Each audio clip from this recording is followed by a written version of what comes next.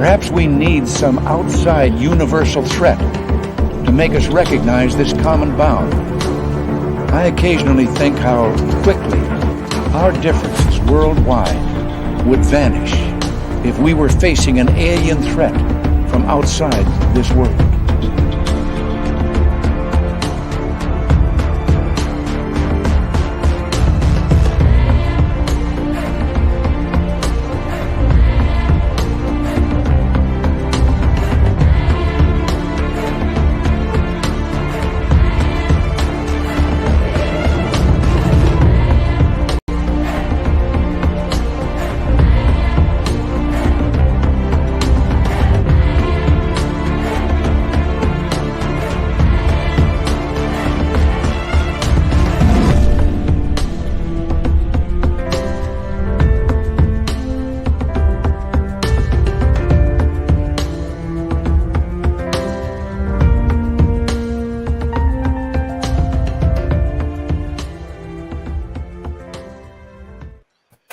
And welcome to Spaced Out Radio tonight. My name is Dave Scott. Very much appreciate you tuning us in because we're getting into some serious monster talk tonight.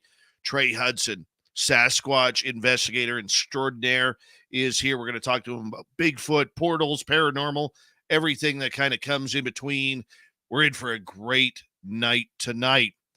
Yeah, I'm pumped up. Sorry, I had a little bit of a scratchy throat before I went on the air here. Excuse me. All right, let's get right to it. Roll call. Nightmare in the gold medal position. Sugar Britches in the silver with Race Fan taking home the bronze medal tonight. Roy Boy, Brown Dwarf, and Kurt M. Good to see you. Lisa C. Stephanie Kenny Blankenship.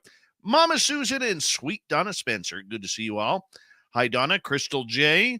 And Human Carl. How are you? Susie B. Thanks for coming on in. We appreciate it. D. Cohen. Doug Shelby is here.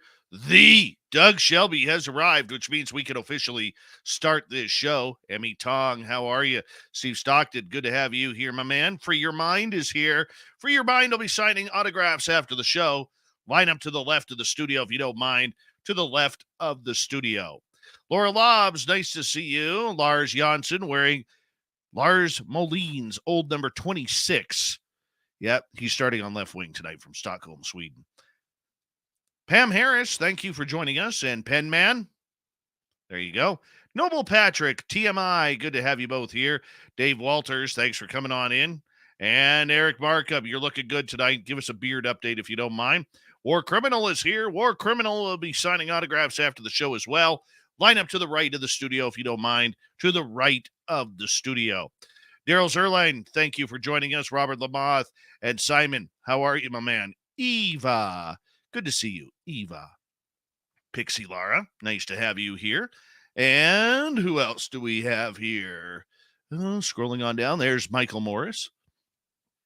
Millennium, my man. Bigfoot Rob, good to have you both here. Hi, Linda Bennett, thank you for coming on in. Ukrainian Anita, thank you for joining us. Trisha, how are you? Good to see you. And Desert Rat, thanks for coming on in. Scrolling on down, Blue Cruise, Pat Toohey, and Paramarv. Good to have you all here. Hello, Lovey Love, Sibylla Irwin. Thank you for joining us, ladies. And where are we? Maraxitech, welcome to SOR Chat, even though I think you were here a couple nights ago. Mike Bothwell, thank you for joining us. And who else is here? Let's scroll on down. Hi, Tamisha. Richard Elmore, good to see you. And Sensational Sherry. Jessica, nice to have you back. The Gravy Show, welcome to SOR Chat. Thanks for joining us. And Digger Dog, good to see you. Chillgasm, thank you for joining us. James Weston, good to have you here. You know, you got that frog in your throat and it just won't move. That's what I got right now. Let's wait for Bill WD-40 to show up right here in the Spreaker chat room. He's going to lube us up for tonight's show because you always want to go in smooth. Monica, thank you for coming on in. River Morris, welcome to SOR Chat. And who else? Am I missing anybody? Ozzy Sue, good to see you. Excuse me, guys. Yeah, Dave has rock star hair tonight. That's a lot of Brill cream. A lot of Brill cream tonight.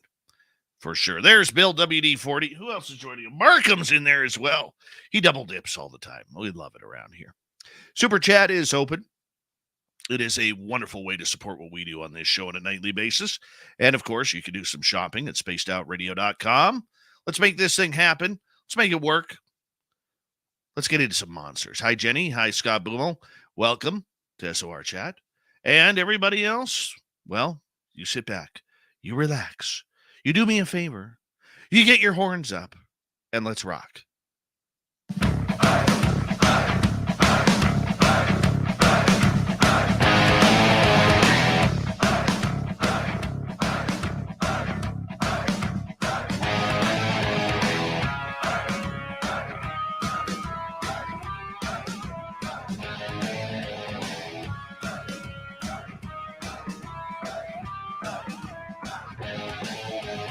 From the mountains of central British Columbia to you listening around the world, this, my friends, is Spaced Out Radio. I am your host, Dave Scott, sitting in the captain's chair of SOR headquarters. We welcome you to tonight's show on our terrestrial affiliates around North America, digitally on Odyssey Radio, TalkStream Live, and KPNL. All of our archives are free. Join us at youtube.com/Spaced Out Radio. Do old Davey the favor, hit that subscribe button. You can follow us on Twitter at Spaced Out Radio, Instagram at Spaced Out Radio Show, and on TikTok at Spaced Out Radio. Our website is spacedoutradio.com. We have a plethora of features for you.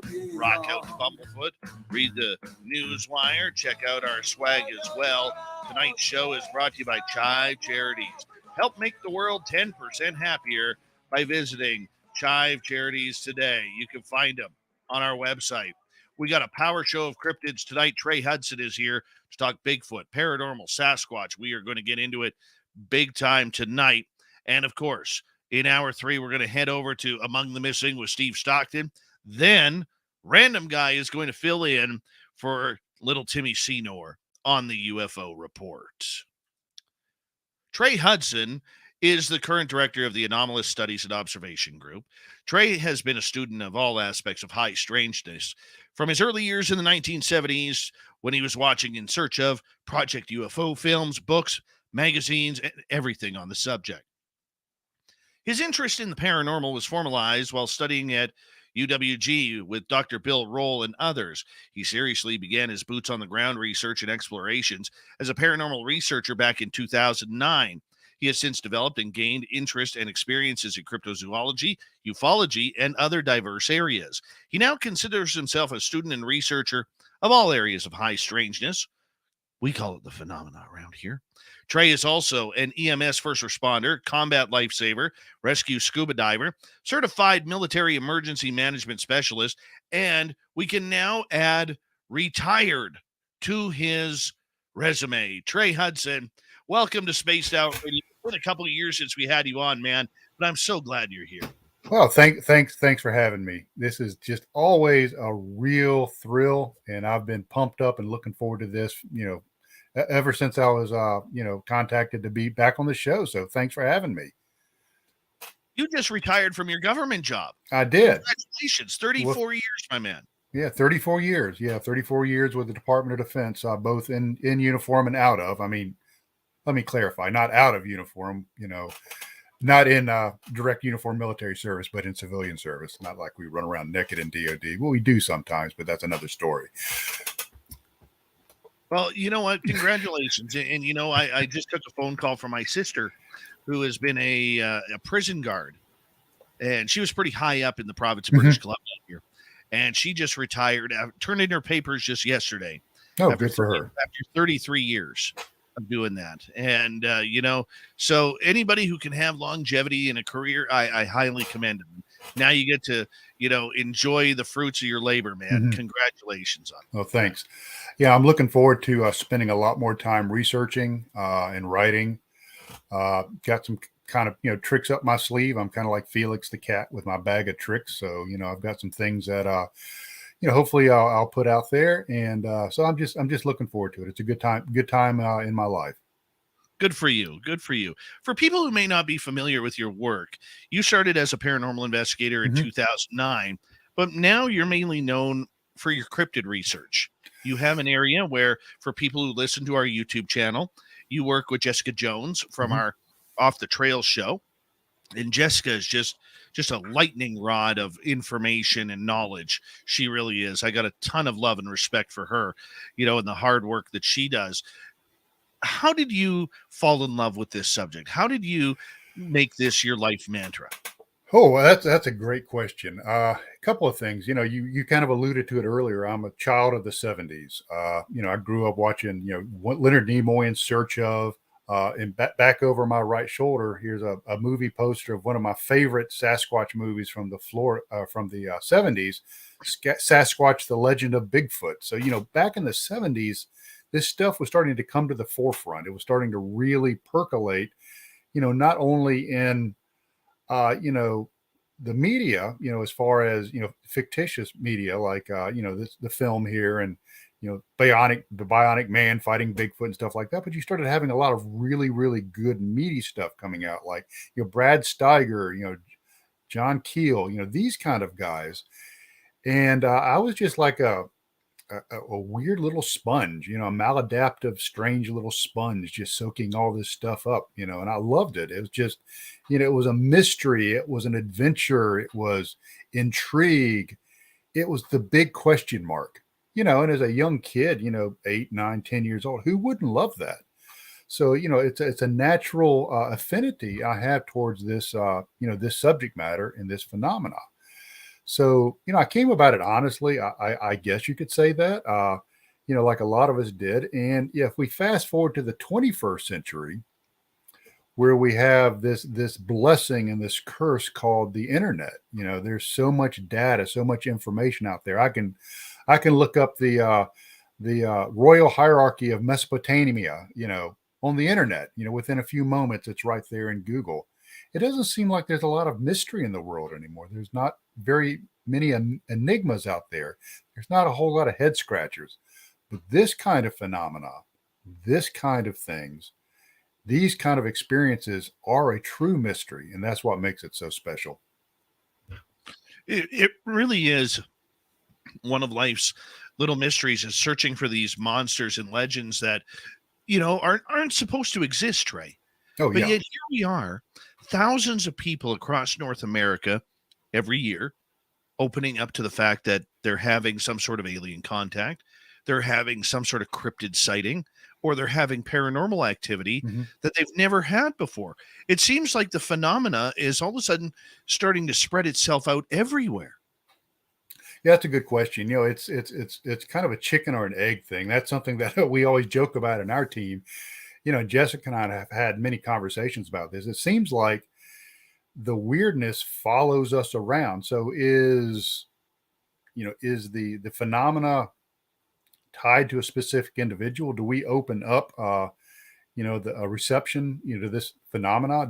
Are we tuned into the right frequency where we're really starting to pick it up? Or are we just happening to stumble across, these geolocations that are, divergent with, multiple type of phenomenologies? I think maybe both. Jessica, and a lot of our team are remote viewers, so we've trained in that. We know how to open up our mind, how to, to tap in that otherness, that's out there in the universe. So, and I think maybe more people are becoming open to this. And for good or ill, wherever you stand on the fence with the recent disclosures by the U.S. Department of Defense on some of this stuff, and is starting to trickle out. And I think people are maybe coming out of the woodwork and saying, maybe I ought to give this a fair shake. Maybe I ought to consider this.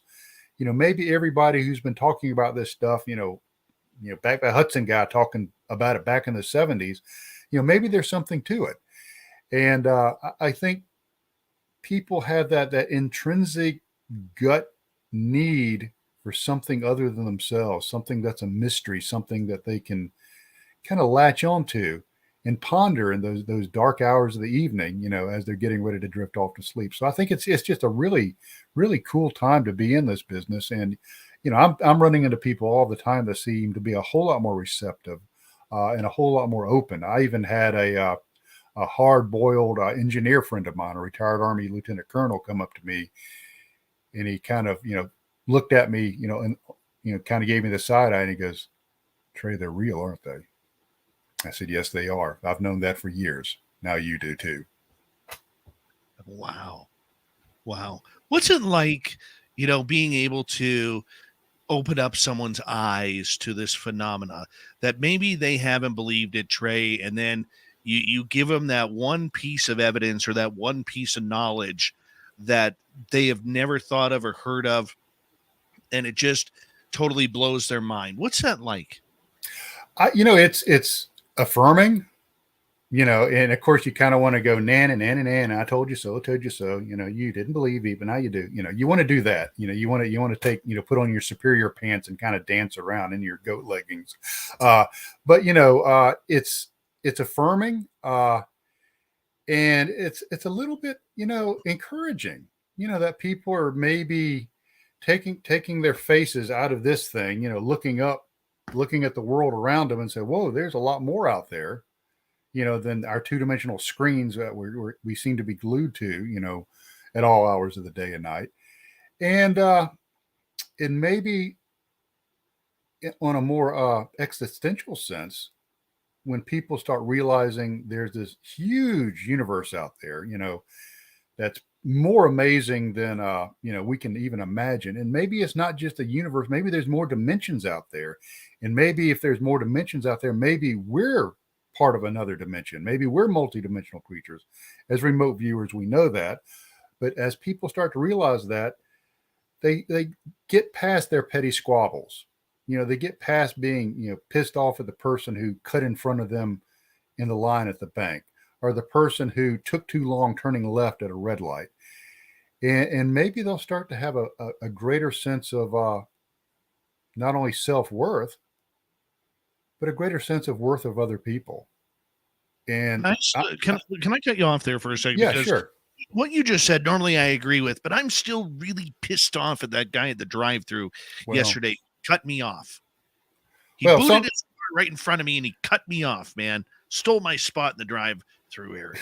Well, some people are turds, and you just can't help that, Oh, I get that. Trey, one of the things that I really, really love about your group, and I've learned a lot about it from talking to Jessica Jones about it, and knowing, who you are, and a few members of your team that I had the privilege of talking to as well. Mm-hmm.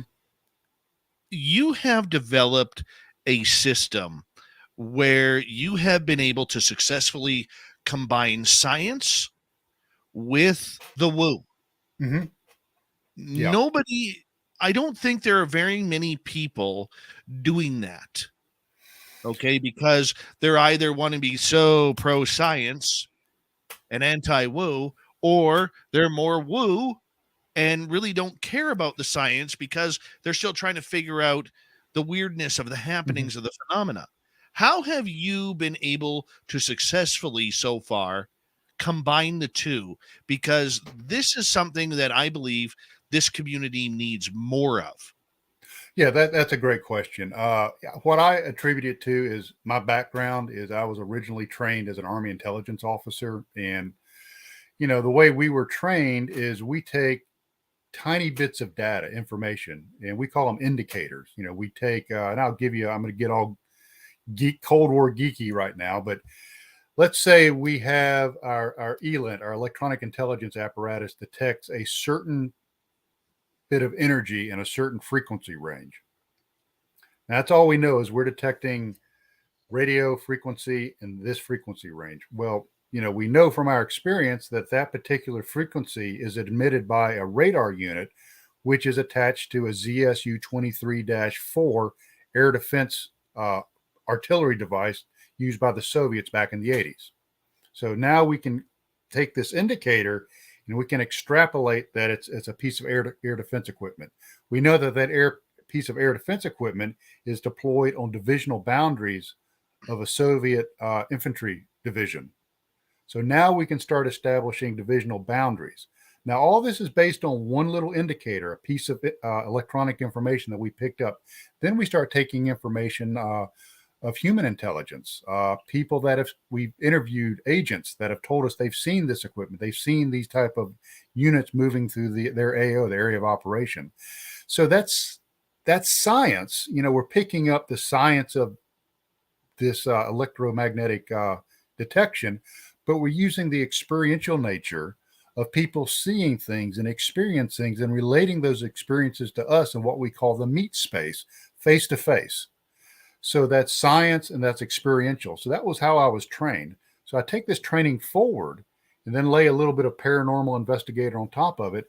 And I take the data, I look at the indicators, and then I take tools out of my toolbox from the experiential perspective and say, can I expand this experience to gather more information? One thing that we've done, which is a little weird and people kind of shake their heads at us, is we take things like the Estes method and we bring this out into the field, places where we've had high strangeness, UFOs, and cryptids, and then we're hooking up a ghost box, blindfolds, and earmuffs, and we're doing two-way communications.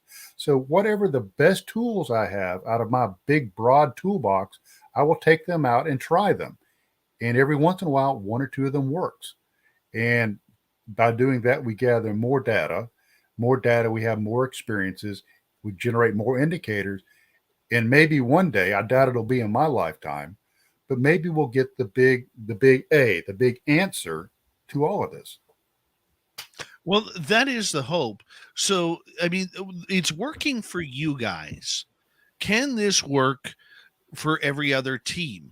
Okay, that's out there. And there's hundreds of, if not thousands of teams just in North America alone that are studying this, whether they're UFO teams, whether they're combined teams, paranormal or cryptid. Because I think, and please forgive me if I'm wrong on this, but I think the biggest issue that I see as a host is too many teams are out there with an already preconceived notion of what the phenomena is. Right. And the problem that we have is we have a lot of science being conducted on opinion and not scientific evidence. Well, yeah, and go where the data leads you. Okay. It will lead you in a direction. Sometimes it leads you in many directions, but just follow the data. Okay. Follow the instinct, follow the experience. What I find a lot of, and it's actually changing. I was speaking at a conference here about 3 weeks ago, and it was a hard UFO conference, right? But one of the things that I talked about is we all have our box that we look at the world from our box. You got the UFO guys, they look at the world through their UFO box. You got the cryptid guys, and they look at the world through their cryptid box. And sometimes we have to lift our heads out of our box and look around and say, well, that box over there, those cryptid guys are doing something that looks kind of cool. Maybe I ought to kind of watch what they're doing. And if we start looking at this phenomena from a multidisciplinary perspective, I think we're going to start honing in on what's happening, because I think that we're all looking at the same phenomena, albeit from different optics with a different calculus. And if we can start taking away some of our biases, we can maybe start getting a real grasp on what's happening. Because I think, cryptids, and I have had very heated conversations with cryptid guys and cryptid gals that are, doggone it, these are gigantopithecus. Don't you dare say anything else. It's a flesh and blood, ape-like creature running around in North America. It doesn't have any woo capabilities, but yet I talk to cryptid researchers and they say, I'm seeing orbs when I'm out there. I've seen footsteps start in a field, go a distance, and then disappear. Like something was dropped in there, went a distance, and was lifted out, or, transformed into something else or whatever. So what does that data tell you? What does that mean? Sometimes you have to be brave enough to get yourself out of in front of yourself. You have to be brave enough to understand that maybe you don't have the answers, and maybe the answers, or maybe a part of the answer, or maybe even another question lies with somebody else. So go pick their brain. And that's why, I don't consider myself a ufologist, a paranormal researcher, a ufologist. I'm a weird crapologist. If it's weird crap, that's what I'm checking out. And wherever that takes me, that's where I'll go. And hopefully my team will follow me, which they have so far. So, as long as I keep bringing the wild turkey and the mixers, they'll be there. No, I'm kidding. We're mostly sober, mostly. Well, you know what? The one thing that I've learned about this in regards to the science and the woo is that it's a very, very hard uh, way to interlock these puzzle pieces. They don't fit. How have you noticed a change in your research since you guys have combined the two? Yeah, absolutely. What's really happened with us is when we started looking at it holistically and realizing that we're dealing with something that most likely is sentient and we can manifest, outcomes. I know that sounds really woo-like, but we have used Stephen Greer's, there's a lot of controversy about Dr. Greer. I get it, but the CE5 protocol, in my opinion, is solid. It makes sense to me. And we have been able to use that, and we get these experiential results in totally different ways, ways we weren't even expecting, but you can actually show a causation, with using some of this stuff, using CE5 and SDs and some other protocols. So I guess the big thing is to keep your eyes open, because sometimes the questions you ask are answered in ways that you never expected, which, actually makes it kind of cool, makes it kind of fun. We've got about 2 minutes to go here before we got to go to break. At the bottom of the hour, Trey Hudson is our guest tonight. As we learn about your area, please give us a 2-minute description of the area you're researching right now, because you have this area that is unbelievable when it comes to strange happenings. It's an area somewhere in America's Southland. It basically describe it as a mountain meadow, a beautiful bucolic, field, in the mountains, where we have had everything from, everybody's going to get a kick out of this. We've had UAPs, we've had entities, cryptids, disembodied voices, Sierra sounds, and pretty much everything in between. So it's a regular Pandora's box of strange crap. You know what? And it's hard to find areas like that. Yeah. There are, but I believe there are hundreds, if not thousands of these areas that we just have, and we only know maybe a handful. Your area, maybe the LBL, maybe Skinwalker Ranch, or that Uinta Basin. Right. We think of the East Eddy Ranch in Washington State. I know my area has some very strange happenings where we are here as well, with the combination paranormal UFOs and cryptids. I mean, these areas are, once you heat them up, they can be absolute carnivals of information. Yeah, I think you're right. I think they are, probably more prevalent than we realize. I'm actually just working on my second book, and the first part of the book is going to be called Congruences. And I'm actually researching Bradshaw Ranch right now, as one of those hot spots. And I think if people do the research and they start really looking into the folklore, then overlying data on top of that, they're going to find these hot spots, maybe just down the street from them, literally in their backyard.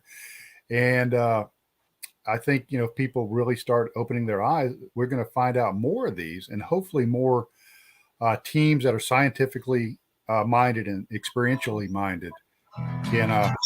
Trey, I'm going to get you to hold on right there, because we are going to get a break here at the bottom of the hour. Sasquatch researcher, author, Trey Hudson is with us tonight.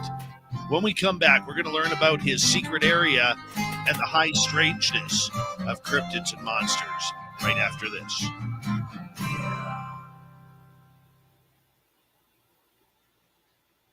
Have you had a chance to meet up with Jurgen Hess and Damian J at Bradshaw Ranch?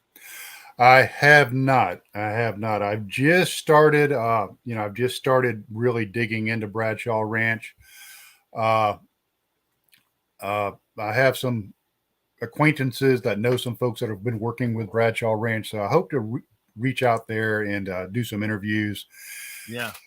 Depending on how things shake out, I might go out there. I don't know. It just, it depends If on you what. do, I got some contacts for you. Oh, okay, cool. Yeah. Yeah. Yeah. My buddy, Jurgen Hess, him and my friend Damien out of Las Vegas, they just did a documentary called Hoodoo Tall. Yeah, actually, Dave Altman turned me on to Hoodoo Tall. I'm about halfway through it. Yeah, and I've got their phone numbers. Okay. I've got everything for them. So, I'll make sure that falls in your lap. Okay, cool. Yeah, cool. And Jurgen is just salt of the earth kind of guy, and the weird experiences and like he sent me photos of 3-toed beasts. Mm-hmm. And these are, we're not talking bird tracks here. Oh, well, they're huge. Like 14, 18 inches, 3-toed and Sasquatch prints. And, I look at that place and I've seen the photos, I've seen the topography, and all I can think of is, where the hell are these things hiding? There's nothing there. Well, I think they're like Sasquatch. I think they spend part of their time existing extra dimensionally, and they pop into our dimension not infrequently. I mean, they do pop into our dimension, but it's not like you can go in there, hiding in a box canyon, all eating, grazing and stuff. All these 3-toed creatures. I think they pop in and out of existence, and I think the Sasquatch or other large cryptids do the same thing.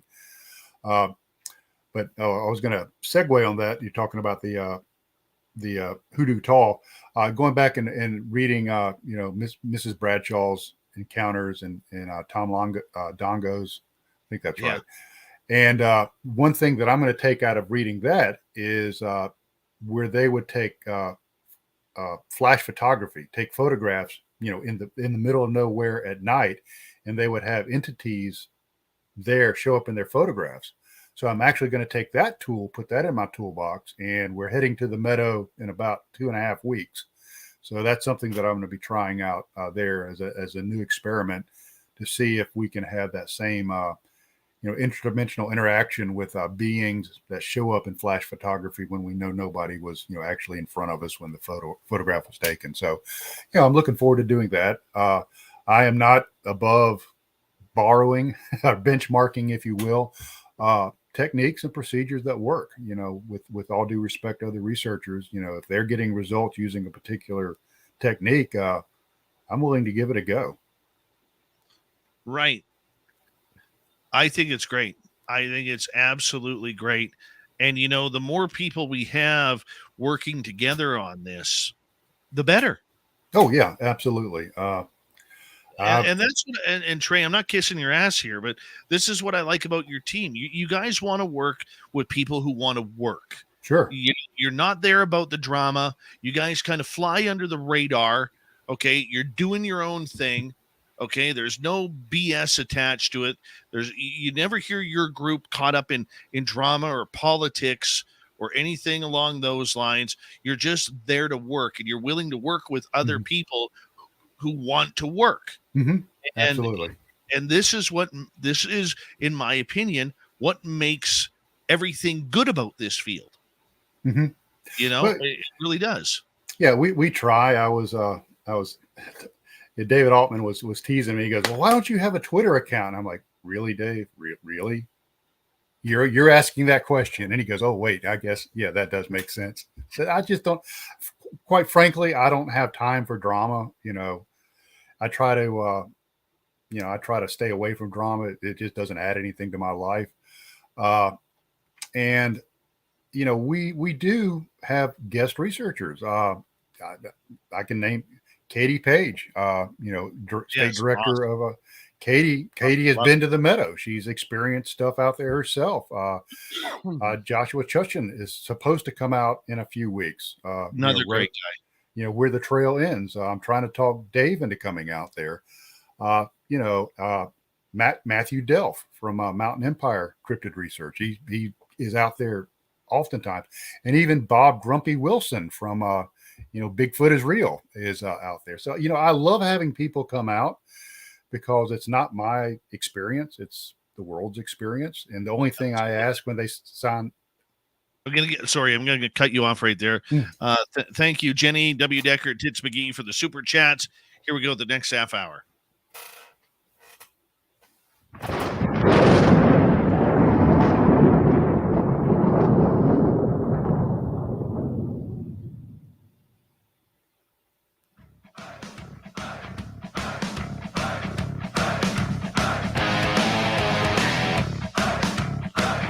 Second half hour of Spaced Out Radio is now underway.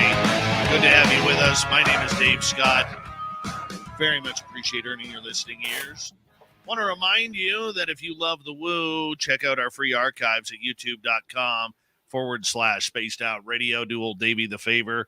Hit that subscribe button. Our website is spacedoutradio.com. We have a plethora of features for you. Rock out to Bumblefoot, read the news wire, check out our swag as well. Follow us on Twitter at Spaced Out Radio, Instagram at Spaced Out Radio Show, and on TikTok at Spaced Out Radio. We continue on tonight. We are talking monsters, legends, folklore, and the evidence surrounding these cryptid creatures. Trey Hudson is here, and we're going to head over to the southeast, way south, about 3,872 miles from where I am. But that's okay. It's just a plane ride away. Trey, welcome back. Well, thank you for putting up with me during the first part and having me back on the second part. So I guess I passed the vetting. So here I am. So well, you're one of the good guys in the field, my friend. And I promise you this, and I'll put it on record. It's not going to be another 2.5 years before we have you on. It won't. It'll be sooner than that. It really will. In your area of research, and I know you want to keep this area quiet, okay? And let's explain. Well, first off, let's explain to the audience why you call it what you call it. You're never specific publicly about this area. Why is that? That's a great question. And for the first time internationally, I'm going to tell people the location. So everybody get their pen and pencils ready. It is south of the Mason-Dixon line and east of Arizona. So that pinpoint should put you right on the spot. No, I'm kidding. That's all I tell people is that's where it is. And I have a reason for that. A couple of things. And it stems back from an incident I had when I was researching in the Uwharrie National Forest, very big, cryptid Bigfoot hotspot area. And I was staying at a very famous place called Yates Place, very famous campground. It's been featured, many of the Bigfoot shows. And we got there and I was researching with, some Bob Wilson, from, Bigfoot is Real. I was researching with him, met him there. And, we turned in after we got there and we woke up the next morning and the place was full of tents. I mean, there were like 50 or 60 tents that popped up in the middle of the night like some sort of diseased mushrooms. They were everywhere. And so when we were out there researching that night, we're hearing, howls and wood knocks. And it's like, well, okay, is that somebody else wood knocking to get us to wood knock, or us wood knocking to get them to wood knock? Or is that how somebody else, or is that, thing we see on our FLIR, another researcher from another group? And it was just a circus. It was just a real nightmare. And quite frankly, no real research got done. The site was grossly contaminated. If we look at some of the better known sites like, the infamous Skinwalker Ranch there in the Uinta Basin, is Brandon Fugel, who owns it now. And prior to that, Robert Bigelow had to hire private on-site security to keep people run off, because they would come and contaminate the site. They would purposely trespass on there to either do their own research, or they would go there to hoax, or they would go there just to, get a quick thrill. So unfortunately, when these hot spots become public, and not only when they become public, but the researchers, verify, yes, this is where this is, the real research value of that site decreases exponentially, significantly. And any future research there has to be really looked at, with a jaded eye, because you're going to have so many people swamping this area. So for that, and I always ask everybody, you indulge me on this, and if you disagree with me, that's fine. I have my reasons. This area is on public property. It's not private, and in my book, I call it the Blackwater Nature Preserve. That's not the real name, but it is a nature preserve that's owned by a governmental entity that people can access. So if the location of this site ever gets out, it will be swamped. And for that reason, I chose to keep it secret. Anybody that comes, both my team and any guest researchers that come, sign a non-disclosure agreement. I've got a stack of non-disclosure agreements right here on my desk for my next outing. And that's the only thing I ask that people keep on the lowdown is the location. Don't go any more specifically than, east of Arizona, south of the Mason-Dixon. However, if a guest researcher comes and researches with me, and like I alluded to earlier, the wonderful Katie Page has been out with us many times and has had some amazing experiences out there. Those are her experiences. Those aren't mine. If you come out and research with me, you take that experience with you. I believe in recounting these experiences so much that I wrote a book about it. And everything in that book is basically our experiences up until the book was published. And that's not my story. That's the world's story. These aren't my experiences. These are the world's experiences.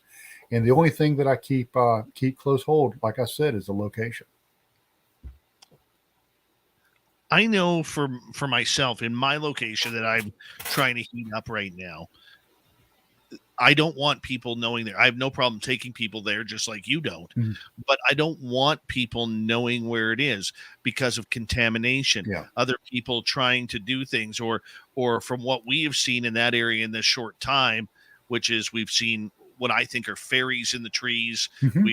We've seen Sasquatch there. We've had UFOs there and something else that I don't know what the hell it was. Okay. That area to me, it becomes sacred because if I'm correct, and please correct me if I'm wrong, when you go to your hotspot, you want to do almost everything the same when you get there. Park in the same spot. If you're building a fire, put the fire in the same location. If you can, wear the same clothing. So if you're wearing a ball cap, make sure you wear a ball cap. Because these creatures, whatever they are, Bigfoot, Dogman, or whatever else is there, the one thing that I've learned about them is that they are creatures of habit, pun intended. And they don't want strangers there. They want comfortability because that comfortability actually draws them out. Have you noticed that as well? Yeah, and our cryptid experiences there have been, pretty much, things coming into camp, watching us from afar, things out on the edge of the wood line, watching us.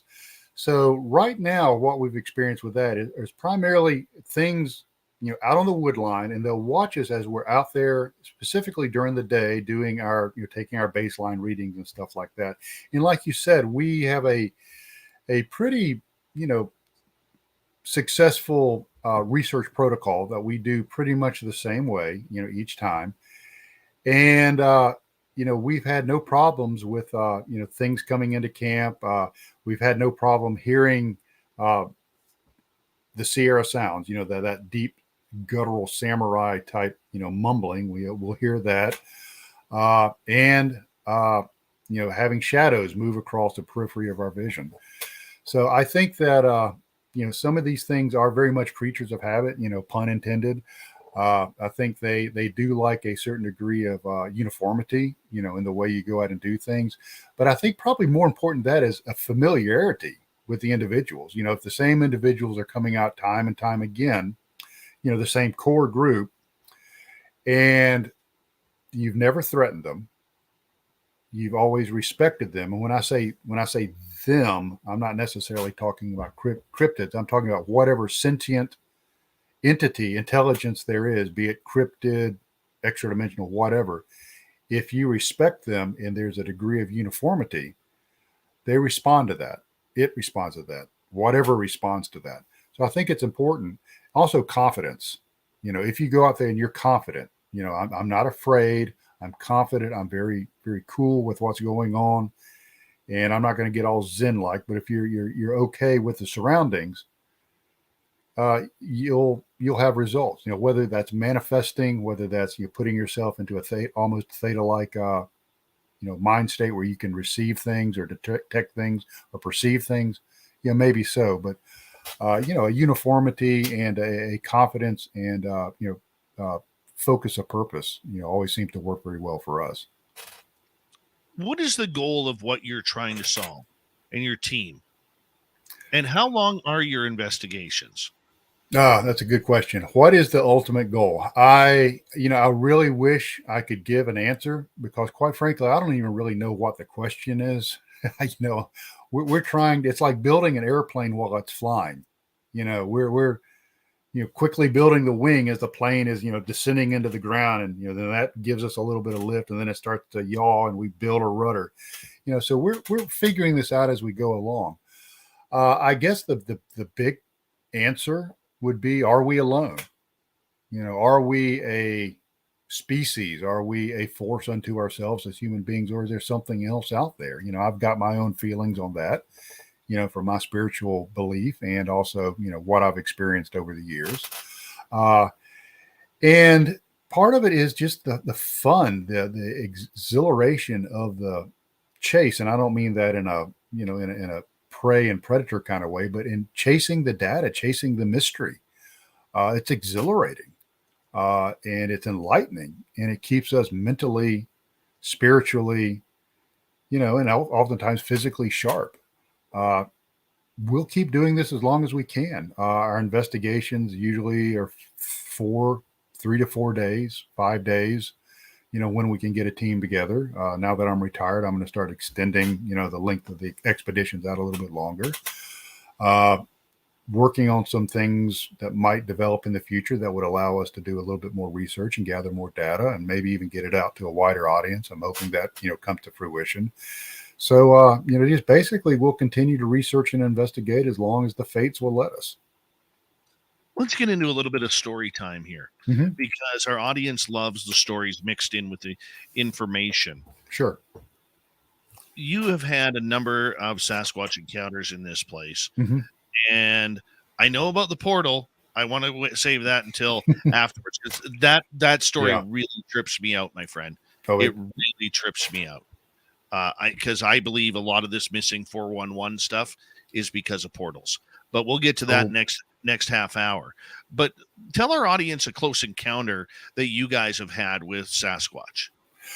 Oh, Sasquatch. We a couple of them come to mind. Two really good ones. One was the weekend of the portal.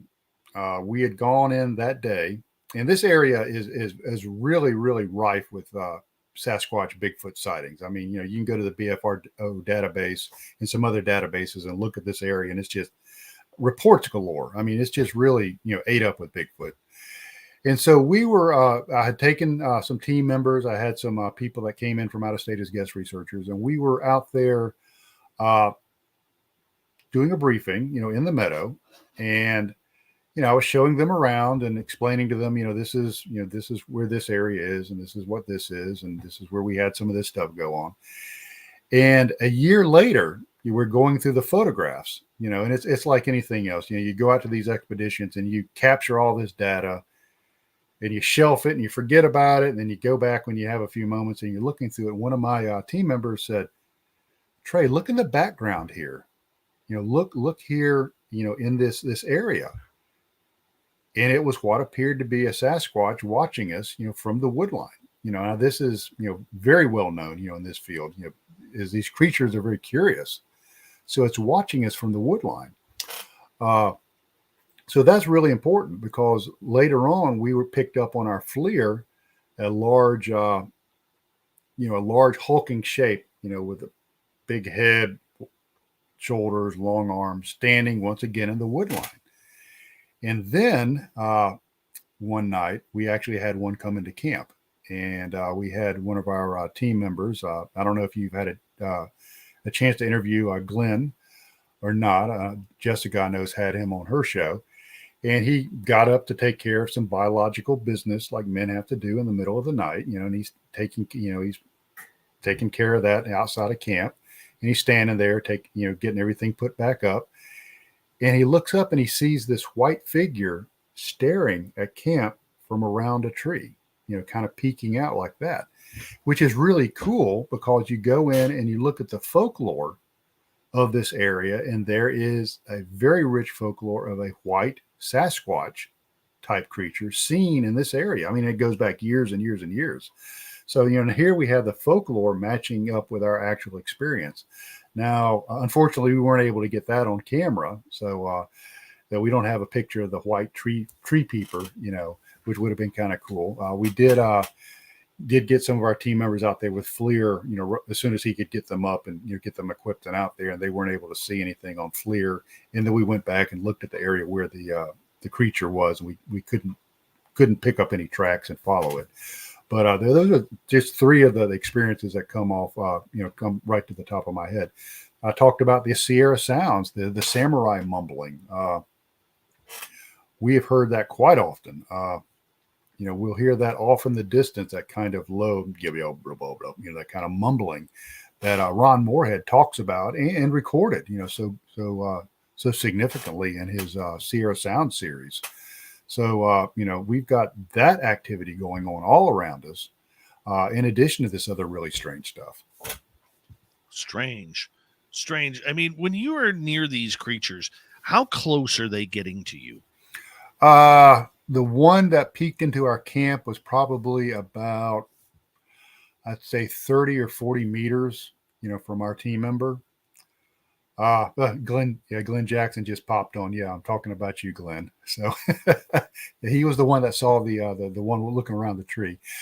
So, I think it was about 35 meters on that one. Now, the one that we photographed off in the distance, that was probably about 75 meters. And then the one that we picked up on FLIR was probably about 40 meters, 50 meters. So, I mean, they're not, right up there, patting you on the head or anything, but, they're pretty close, they're, close enough you can detect them. Yeah. Our guy that we saw last year, we had him at about 100 yards. Mm-hmm. And to see the size of him from 100 yards away. Oh, yeah, they're huge. Yeah. And what's funny is I know our people on radio won't be able to see this, but in the background, Trey actually has a framed poster of a Sasquatch. And that image, that shadow image of the Sasquatch is almost identical to what we saw in the forest. And I mean, 100 yards is still pretty darn close. Oh, yeah. Would you ever chase after one? Have you chased after one? That's a good question. It's and you'll know what I'm talking about here. Is you'll see something like that, and you'll get that little ember in your gut. That little ember of unease, and you're like, should I, or should I just hang back here? I would never go chasing one. I would approach one. We've approached areas of high. Well, I mean, obviously, in the portal thing, we approached that. Yeah, I wouldn't go chasing one willy-nilly, but I would, maybe kind of meander, mosey on over towards one and, offer it a Snickers bar or something. I would. You're talking about just go booking out there after it, or? Well, yeah, at my size, it wouldn't be booking it. It would be more like a slow pace walking, mm-hmm. Because bad knees and everything that goes along with it. No, but seriously, if I saw that guy again and I was properly prepared, the worst case scenario is a fantastic bragging death. Okay. That's a worst case scenario. Best case scenario, if that's because I believe, like you, that once they're comfortable with you, they already know your intention. And I believe that they already know that you're coming way before you've even arrived. Yeah. Okay. And I really think it would be something where if you approached it properly, I'm not saying get within handshaking distance, but I think you could get within 30, 50 feet. Yeah. That would be incredible. That would be incredible. Yeah, I think they're probably just as curious about us as we are about them, and if they're in an area where they haven't been threatened or pressured, I think that would be really cool. Yeah, I think you could do that. I want to try. That's the goal. Well, get a like I said, get a pocket full of Snickers bars, and there you go. See, I don't know about your area, but my area, the problem that I have is it's a moose area. It's a grizzly bear area. It's a black bear area, and it's a wolf pack area. Yeah, no, we do have black bears and meth cookers, are a primary concern. That's the more dangerous ones. yeah, that's people ask me, here in the States, we're the area where this thing is a pretty pro Second Amendment area, and people are like, "Are you armed? Are you afraid of whatever?" I'm like, "Yes, we're armed, but it's not for anything mysterious. It's for meth cookers and strange marauding hobos and things like that in the woods." Yeah, I mean it's unbelievable about everything that kind of goes on. You mentioned earlier that you've had encounters with fairies there. Yeah, in fairies, that's kind of an odd. That's a very loaded term. What we've had encounters with there are what I would call them, and people have used the term fairy lights. And imagine very small, and this is in the wintertime. This is in like January, February. So you don't have, here in the South, we have what fireflies and lightning bugs. A lot of parts of the world don't have them, but they're luminescent insects that are, pop up during the spring and summer months. But these things are dead. They're not active in the winter. And what we will see are these lights kind of pop up and go out, pop up and go out like mini orbs almost. And people have described those as fairy lights, and we'll see those around. We've seen, orbs like the closest orb experience I had was probably 9 feet, from me. Now I have some of my team members have actually photographed what look like fairies, in other parts of the Southeast. One particular photograph, and I wasn't with them when they did this. This is in another area, not at the Meadow. Is it looked like a troll? Like those little Norwegian troll dolls that you can buy at the 5 and dime. And this was a troll sitting in a tree. So, you get back into some metaphysical stuff. Is one of the earlier theories, back in the 60s and 70s, is these things are thought forms that you create these. You create this experience from your mind, or you see something and you manifest it into a form that you can comprehend, that you can accept.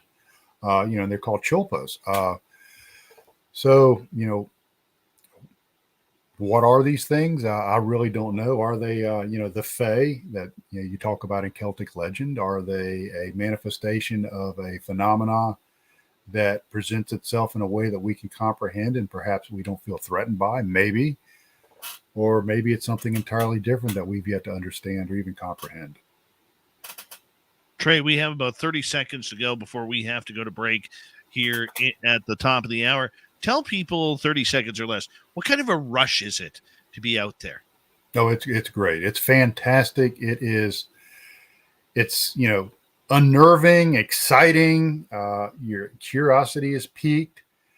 And the whole time you're trying to run through your protocols and capture the data that you can, but you're experiencing this, especially when you're able to get some sort of entity to communicate and interact with you. A tiny little, I was telling you about a incident we had just a few months ago. It was a tiny little incident, makes it all worthwhile. Trey Hudson, when we come back, we're going to get into this amazing story about a portal opening up in the forest and 2 of his team members walking in. We'll be right back for hour number 2 of Spaced Out Radio next.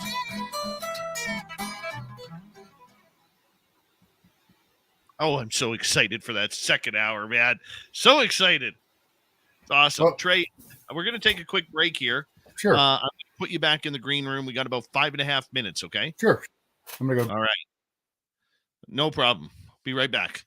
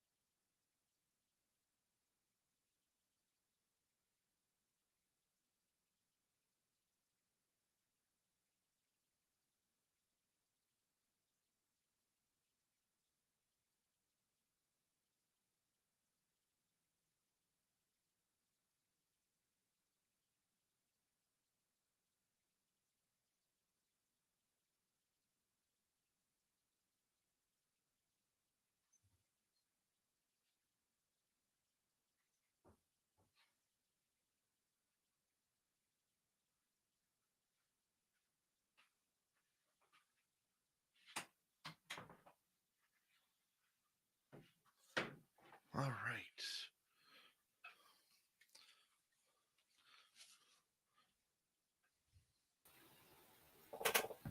Got you back here. Okay. Best comment of the night goes to Derek Galloway. Says, you look like JBL from WWE Wrestling. I don't even know who JBL is. John Bradshaw Layfield. Let's see. Look that up. JBL.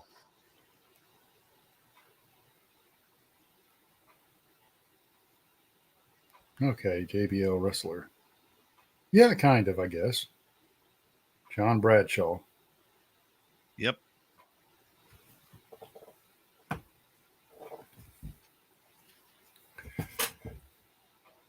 Yeah, one of the things I was just going through my notes here, something I forgot to mention. You were talking about, Sasquatch and cryptids and all of that. We actually had like almost a gifting kind of experience. We had hiked over to this other meadow about 7 miles away because this whole area is weird. It's like the whole Uinta Basin is weird, not just this one area. And in the middle of the night, one of the team members had placed his rucksack on the ground outside of his bivy tent. And when we woke up the next day, there was a stick that wasn't there the night before that was lodged underneath one side of his hip belt and crossed over to the top of the other side of the hip belt, like something had lifted up the pack and woven the stick through it and set the pack back down. Yeah, so it was pretty cool. And we sat there, scratching our chins and rubbing our heads, thinking, okay, did it fall out of a tree? Where did this stick come from? And we were never able to come up with an explanation, but it was, it coincided with some other weird things that went on the evening prior. Oh, 1 second there, buddy. Here we go with hour number 2.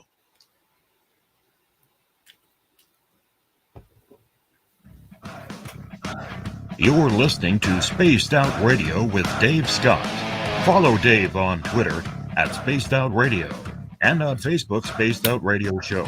Here we go with hour number 2 of Spaced Out Radio tonight.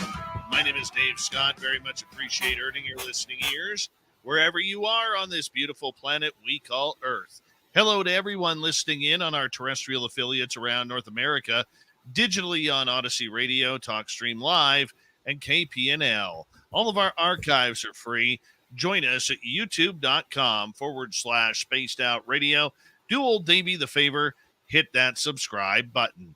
The Desert Clam has set the password for tonight in the SOR Space Travelers Club. What do you got for us, Clam? Ballistocardiograph. Ballistocardiograph is your password. Use it wisely, Space Travelers, as the Clam sets the password each and every night right here on Spaced Out Radio. Our website is spacedoutradio.com. We have a plethora of features for you. Rock out to Bumblefoot. Read the Newswire. Check out our swag as well. Follow us on Twitter at Spaced Out Radio, Instagram at Spaced Out Radio Show, and on TikTok at Spaced Out Radio. Here we go. Researcher, author Trey Hudson is with us. We're talking about this secret piece of property that he has been looking into for the last few years with his team. There's Sasquatch, there's paranormal, there's fairies, there's UFOs, and portals. Trey, welcome back. Now, I first learned about this from Jessica Jones, who told me, when she was allowed to talk about it, this extreme story of you guys on camera filming a portal opening up in the forest. And 2 of your team members actually walked into this. Explain to us, paint us a picture of what happened that night. Yeah, I will. Actually, that was in February of 2017. That was the infamous cube or portal. And I'm going to elaborate on cubes and boxes a little bit later, but we'll stick with this for now. Previously, in July of 2016, we had a team member experience missing time. He was observed by 2 highly respectable, credible team members turn into a ball of energy, and they watched him on the FLIR turn into this ball of energy, travel, about 100 meters, then turn back into a man's size shaped heat signature. And all of this happened in the previous year, back in 2016. So we went back in February of 2017 and had learned some things, had tightened up our protocols a little bit. We had some things that could have become really dangerous. So we tightened up our protocols, and we were going to use the same investigative, technique that we used before. And I'm actually headed somewhere with this. Imagine the field runs east to west, has a ridge that runs to the south of it. And what we had done is we had placed several teams out in the field equipped with night vision and thermal. We were going to have a team run across the top of the ridge to see if they could flush anything down into the field that could be detected by the other teams that were stationary. It's important to note that we run our operations kind of in a military kind of way, not that we're militaristic, but that same type of structure of operations. Nobody moves unless they're given permission. We know where all the teams are. Every team has radio communications with every other team. We have a tactical commander in the field that dispatches the teams and things like that. So it's not a bunch of high school kids running around, with walkie-talkies and flashlights in the woods. It's very organized, and this will become important. So we moved to the west side of the meadow, and we're getting ready to drop down into it. I was actually on the team that was up on top of the ridge, and while we're looking down in the meadow, we see these heat signatures. And imagine a heat signature through a FLIR, probably 75 yards away, 75 meters away. That's man-sized, 2 meters tall, maybe 1.5 meters wide. That didn't correspond with any team members. So we got these entities, these heat signatures in an area where there shouldn't be any people. So we drop down into these things disappear. They multiply. It's one heat signature, goes into 2, goes back into 1, and then disappears. So, okay, our interest is piqued. Something really, really cool is going on here. We need to explore this further. So we drop down in the meadow, and we're working our way back to the east, and we get a call on the radio. It's from one of our team members, and says, hey, there's this box, this cube that has appeared on my FLIR. And he said it was about 10 meters by 6 meters by 6 meters, 30 feet by 20 by 20, more or less. And he says it's starting to dissipate. He goes, y'all need to come over here. So we quickly went over to where they were. And by the time we got there, this thing had pretty much completely dissipated. Now, unfortunately, you don't run your video capabilities on your FLIR all the time because you'll eat up the memory on your SD card, and you just don't do that. So by the time he was able to get his FLIR to start recording, it had pretty much dissipated. You could still kind of see an outline of this box or cube. So we decided what we were going to do is dispatch a team to the area where this thing was to see if there was any remnants of it. And so this is actually, we have this on film. They're actually being filmed walking towards the remnant of where this thing was. And they completely disappear off of our thermals. Their heat signature is gone. Now, this is in February. There's no vegetation. We have since tried to recreate this during the same time of year, during the day when your actual ambient environmental temperature is closer to your body temperature. So it would be easier to disappear during the day. And we cannot replicate it. And we cannot replicate them disappearing from our FLIR. So we asked them during the after action brief, what was your experience when you were in this area? And they said it was like they walked into an area that was like a black velvet bag. It was very dark, very dense. The temperature dropped. And when they went into it, they didn't have any, brambles and briars and things like that, making it difficult for them to get into the area. They stayed in there for a few moments, and then they backed out. Now, when they backed out, they reappeared on our thermals. Except when they came back out, they're now encountering brambles and briars, branches and things that they're having to fight their way through that weren't there before. So it's almost like the environment had shifted just a little bit, just out of our reality just a little bit, and was slowly starting to return to normal. So, we were able to capture that on film, and I was able to do a video after action review with the individuals that experienced this within about 2 hours after that happened. So we have, when it was very fresh on everybody's mind, we have the debrief actually on video. So that was the portal experience.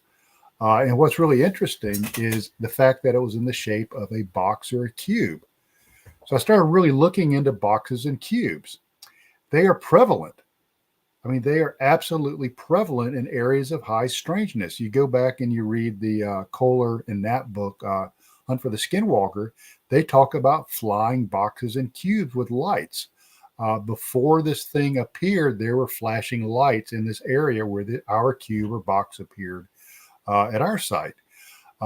In Brazil, there was a famous case of something they call chupa-chupas, which were flying boxes, I believe in the 80s, that would shoot a beam out and would incapacitate people. They were UFOs or UAPs that would fly around with flashing lights in the shape of a box.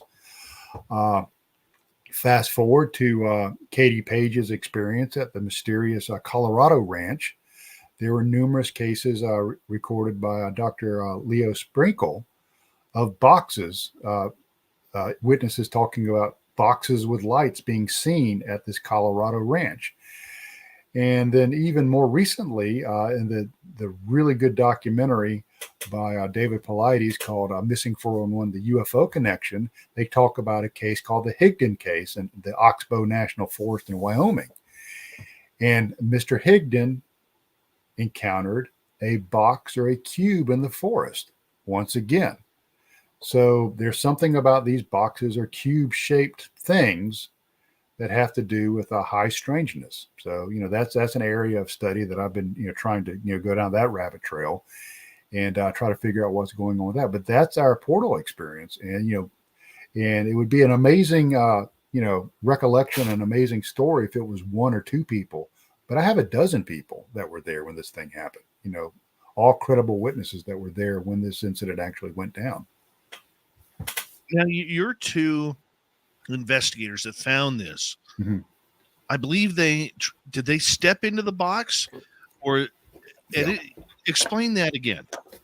Yeah, the box or the cube was visible only on FLIR. You could not see it on with your naked eye. So it was a box shaped heat differential, and as the solid definition of this thing faded away almost to nothing, they approached the area where this thing was and still had some residual effects. So as they stepped into the area where this was, they disappeared from our thermals.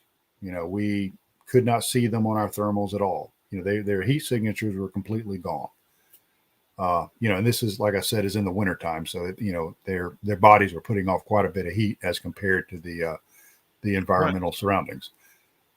So what were they encountering at that time? Yeah, they, like I said before, they encountered like a really dark, heavy ambiance, environment. It was almost like they were inside of a velvet bag. It was dark. They couldn't see the sky. They couldn't see their surroundings. Very dark. The temperature dropped. And then the environment changed as they were moving back out of it. Did they feel like they were almost like in a purgatory? No, they just they felt like it was the environment had changed, had shifted a little bit, and like there wasn't as much light, but it wasn't, it wasn't an oppressive feeling. I mean, oppressive, I'm talking about emotionally oppressive. It wasn't a fearful experience. It was just the environment was different, slightly different. And then after experiencing that for a few minutes, they decided, discretion is the better part of valor. They decided to back out the way they came in because we did not have a real clear picture of exactly what was going on. And then they were able to return to us. How long were they in that area, whatever that is? Yeah, they were in there probably for about 3 to 4 minutes. Interesting. That's a good question because there was no discrepancy in time. Their watches, did have the correct amount of time. They went in and went out. So it wasn't like they were missing time or they got a whole bunch of extra time. So there weren't any discrepancies in that. So about 3 or 4 minutes. Do you think if they would have stayed any longer, that box may have closed and that may have been the last time you saw them? Yeah, that's a good question. That we have developed a tighter protocol on that since then. Upon reflection, we're like, wow, that could have gone really bad. Who knows? Thankfully, we didn't find out. Our team members did come back out. Unfortunately, oftentimes with these kind of cases, there are health effects. One of the team members has died. And the other team member has had his cancer come back with a vengeance, that had been in remission for a number of years. Does correlation create causality?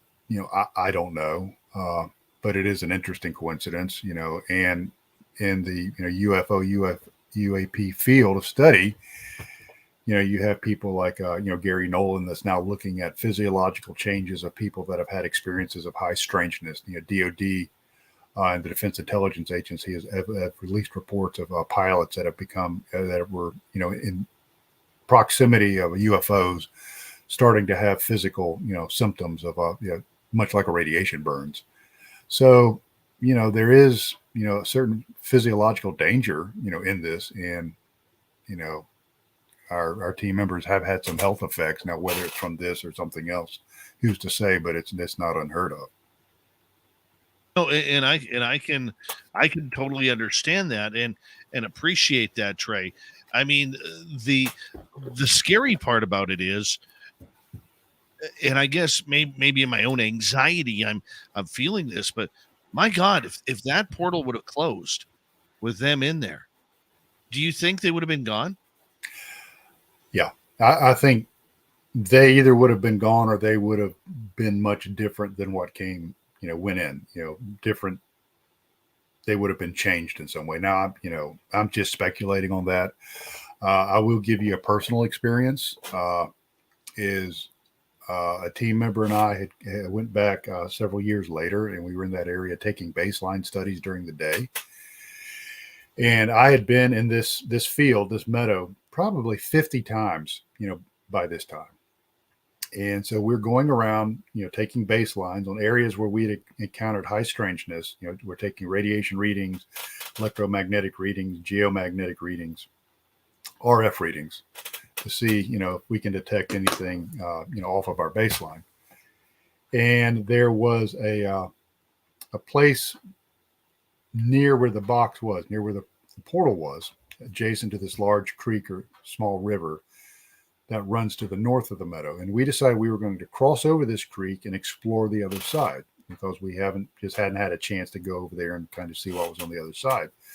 So we crossed the creek, and when I get to the other side of the creek, I look around and there's another field, another meadow, another, opening. And I'm like, wow, this is really cool. There's like this whole other big open area over here. We can have multiple teams on both sides of this small river, doing research simultaneously. This is just really fantastic. So I called over and I said, hey, Kristen, I said, I found this really cool field on the other side of the creek. And she says, what are you talking about? I said, no, it's like this other meadow. It's really, really cool. She goes, I don't understand what you're saying. I said, no, it's this other field. And she goes, okay, don't go anywhere. Stay where you're at. I'm coming to you. And I'm like, cool, because you'll really think this is neat. Well, she gets to me and she says, Trey, what are you talking about? I said, look at this. Isn't this cool? She goes, you're where you started. I said, no, I'm not. I'm on the other side of the creek. What are you talking about? She goes, look around. This is the meadow. And this is hard to articulate. It's almost as though it changed, and as I kind of stood there, goggle-eyed, trying to get my brain around what happened, it kind of morphed back into my understanding of what the meadow was, somewhere I'd been 50 times before. What's interesting is when this happened, our Geiger counter showed a spike of radiation at that moment. And the baseline radiation at that area is about 0.06 microsieverts per hour. Is spiked to 0.33 microsieverts per hour.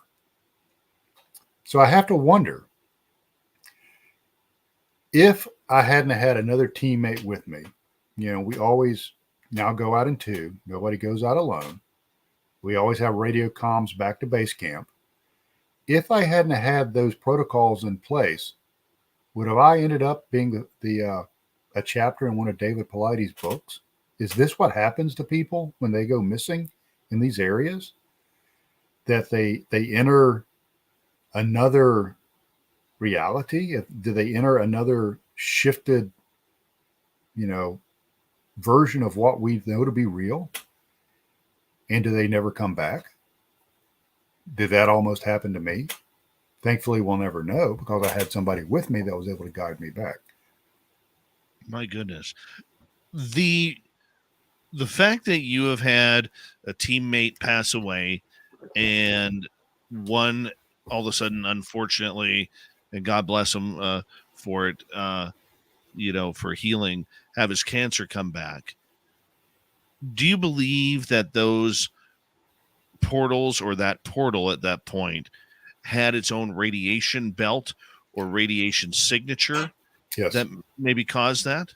I don't know if it caused it. I know that what we're detecting is we're detecting spikes of radiation, definitely, during these incidences of high strangeness. One of the most unique, since you mentioned radiation, one of the most unique radiation spikes we had is this was during COVID. So our base camp that we usually are at was closed down. The governmental entity that controls this place closed down the camp because they didn't want people congregating and all of that. So being the nonconformists that we are, we found somewhere else, just out in the woods to camp. So we set up our camp probably about 40 yards off of a gravel, road that goes through this nature preserve. And most of our team was out in the meadow doing a CE5 protocol. We had one member back at base camp. And everybody knows that distinct sound that a vehicle makes as it drives across a gravel or chert road, that kind of crunchy, rumbly kind of sound. So he's sitting at base camp by himself and he hears that sound and he thinks, oh, somebody's, coming. I'm going to go ahead and turn off the lantern so we don't broadcast the fact that we're camped out here, because, we didn't know how the governmental entity would react with people camping. So he turns off all the lights. The entire campsite goes dark, pitch black. And he hears, and I'm going to use the term a craft because that's the only word that fits. We don't know if it was an automobile. We don't know if it was a UAP. We don't know. It was some sort of craft goes past the campsite. And he hears that kind of distinctive crunching sound as it passes by the campsite. And right at that moment, his Geiger counter spikes at 0.66 microsieverts per hour at that exact moment. So something passed by the campsite emitting radiation. Now, for those that think it was a vehicle, the only way a vehicle could drive on this road at that time of night would be if they were equipped with the, like these right here over my shoulder, Generation 3 military night vision.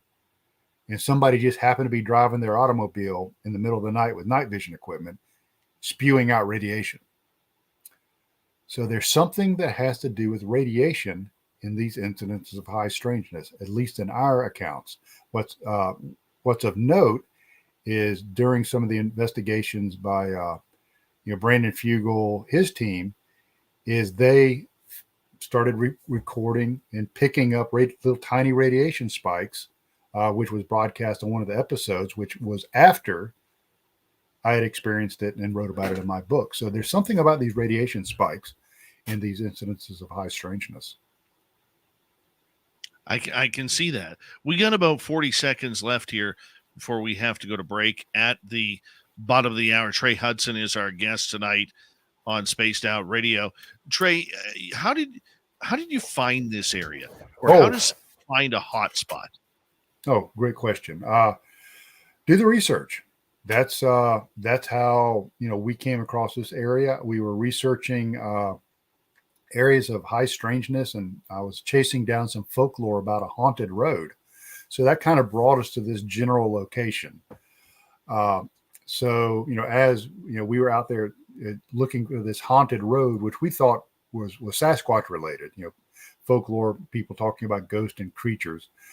And while back at base camp, one of our team members had an amazing UAP or UFO experience. Let's continue that story on how to find the proper area to investigate when we return on Spaced Out Radio. We have Trey Hudson for another 30 minutes here on the Mighty SOR. Stay tuned. It's going to be another quick half hour coming up right after this.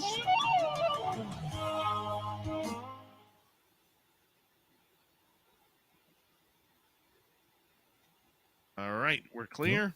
Okay. And this has gone by way too quickly. Yeah, it always does. That portal thing is pretty amazing. No, it's crazy. I mean, it was so significant that, you know, when it happened, and we captured it on film, on FLIR video, is when we got back to the campsite, and we made sure that we captured it. We took the SD card, we put it into a foil pouch to protect it from RF energy, the SD card. We gave it to one of our team members, and he got on a motorcycle and rode 3 hours to home so he could lock it up in a safe that night. So we had that video, and it was protected.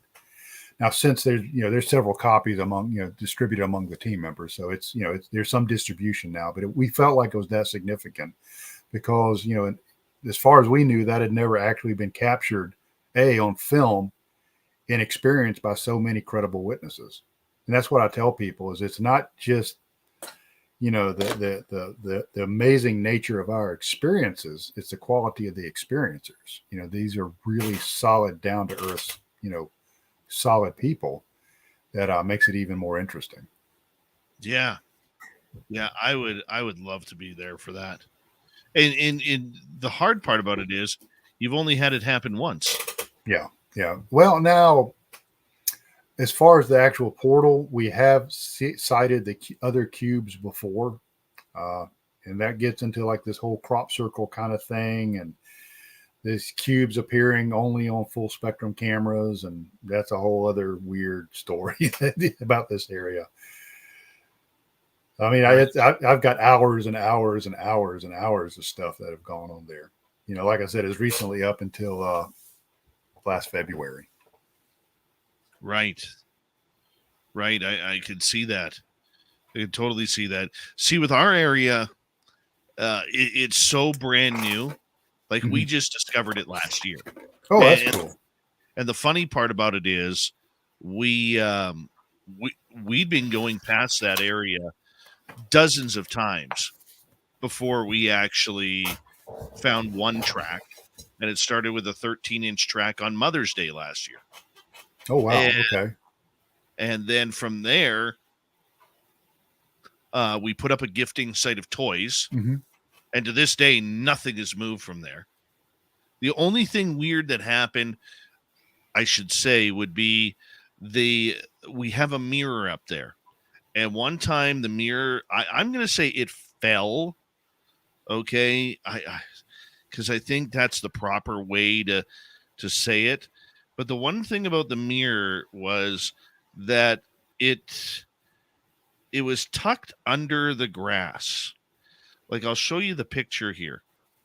Okay, so if you look right there, see how it's tucked under the grass? Right. The handle, right? That's what bugs me about it. Okay, so I'll leave it up there for a second. Because if it fell, it would have fell down on the meter side, which is the heavier side, and then the handle would have fallen over. Right. But this has been tucked under. Well, that reminds me of this, and I'm going to try to get that so you can see it. That is a picture of the backpack that I was talking about earlier, with the stick under one side of the hip belt and going over the top of the other side. So, it was kind of like your mirror. How did that happen? How did that stick get woven in there? And you're talking about, leaving things like, a gifting site. Is we did that in the Meadow. We have one of our team members who's a nuclear engineer. He has a pyramid shaped box, that the top opens up and you can put stuff in it. Yeah. And we had placed that in the Meadow, and we took pennies and put it at the 4 cardinal points of the compass, north, south, east, and west. Lay those on the ground and then set the box on top of it with the corners aligned so we would know if somebody moved it or had been disturbed in any way. We came back the next day. It hadn't been moved. We opened it up, and there was one thing missing out of the box, and it was a rare earth magnet. Nothing else was disturbed. Weird. Yeah. Weird. Yeah, so at our site, we've had fairies. We've had the Sasquatch. and we've had UFOs. Oh yeah. Yeah. And that damn UFO, we got about 10 seconds. That damn UFO knew that I was about trying to take a picture of it, because the minute I pulled my phone out, it was in a triangle, and the two bottom lights disappeared. Here we go.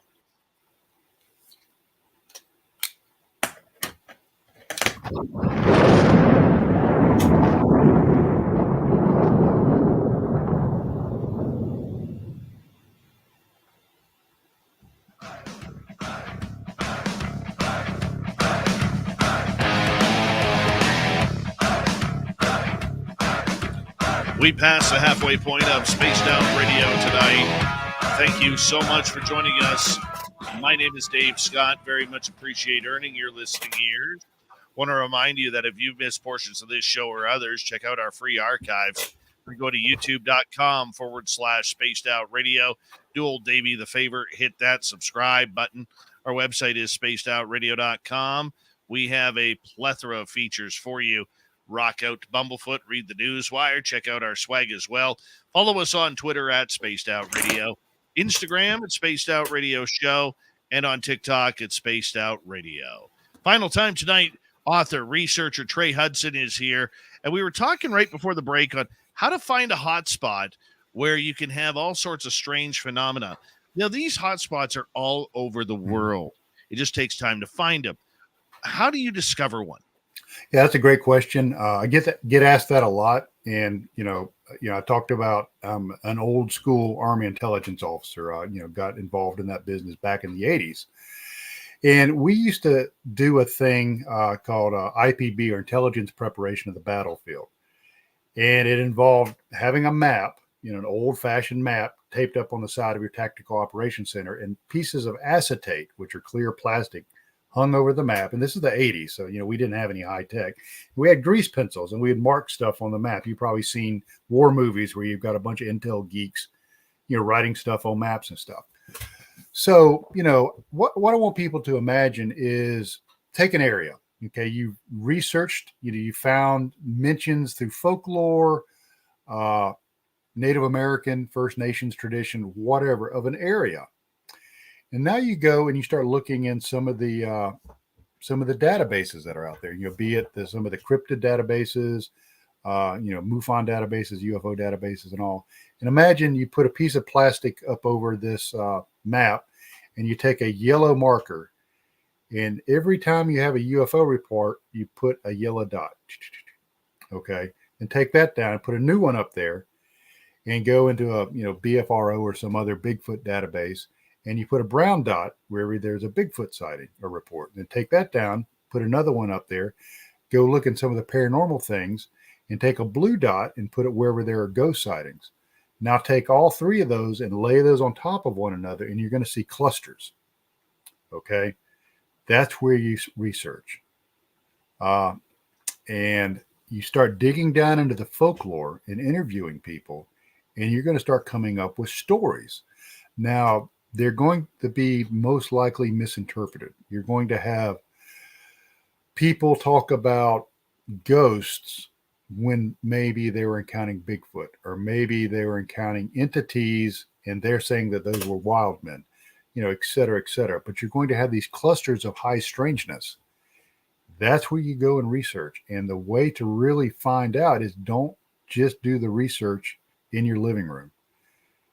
Get out there, with the equipment, with an open mind, and do boots on the ground. Actually go out there into the mix of things and put yourself in the middle of it and experience it and record data yourself. Because it's my belief that there are many, many of these hot spots that are yet to be discovered, that are out there, that are down the street or in your own backyard. Speaking, of. And these clusters are where it's going on. So just get out there and do the work. It's not something that you can let fall in your lap. You have to go out there and do the work yourself. Is it about work, or is it about feeling? It's a little bit about both. I mean, how do you do something you love without feeling? That's you can't separate the two. I should have expanded. I apologize. what I'm saying about feeling is like with our area, we can feel that there's something there. Right. You're picking up on the energies that are around this entire area. Is it more about feeling than just an investigation? Because yes, it helps to get a clue, but if you don't have that clue, but you're feeling that this is a place you need to be, is that pretty much an accurate statement that if you get that feeling, that's where you should go? Yeah. And it's, I talked about the folklore is you're always going to have places where people say, that area is not right. Something's not right about that area. I can't put my finger on it, but it feels different. Something's off about it. And, when you go into these areas, and I've certainly had this, happen, going out to the Meadow and other areas, is you walk in there and you're like, ugh, something, I feel like something's watching me. I feel like something's here. I don't want to go any further, and then that's when, Jessica will tell you stories out there of, hearing disembodied voices, talking, saying words, or, being physically, we've had people physically touched, out there. So, and it compounds, on that feeling. So it's a bit of both. It's like I talked about it before. It's the empirical and the experiential. It's the data, but it's also the experience of being there. And some of those things you can't quite articulate. It's a feeling. It's a gut instinct. It's something ethereal, that you just know. And some of that comes from being an intuitive, and some of it comes from just being a human being in a very strange place. Very true. Very true. When you are out there, how much do you rely on your own instincts on picking up the creatures, the high strangeness, compared to relying on the technology? Yeah, it's about half and half. We utilize remote viewing. We do that. We like I talked about before, we use the CE5 protocol some. And sometimes it's just like, I really think we need to stay in base camp tonight. Or I think we really need to be out in the meadow tonight. Or I think there's two other fields, one we call the Field of Dreams and the one that we call the Field of Nightmares. Not that that really means anything. Those are just names. But it's like, we need to be at the Field of Dreams tonight. And, sometimes you just have to follow your gut. We're all human beings are very instinctual creatures. We observe and detect a lot more than we give ourselves credit for. Unfortunately, during the Renaissance, we all started worshiping, at the altar of science, and if it couldn't be qualified, quantified, or measured, it didn't exist. And we've gotten away from that. And, sometimes it's a good idea to unplug from that and just live in the moment. And if you're living in the moment, sometimes the moment's a lot more interesting than you believe or you realize.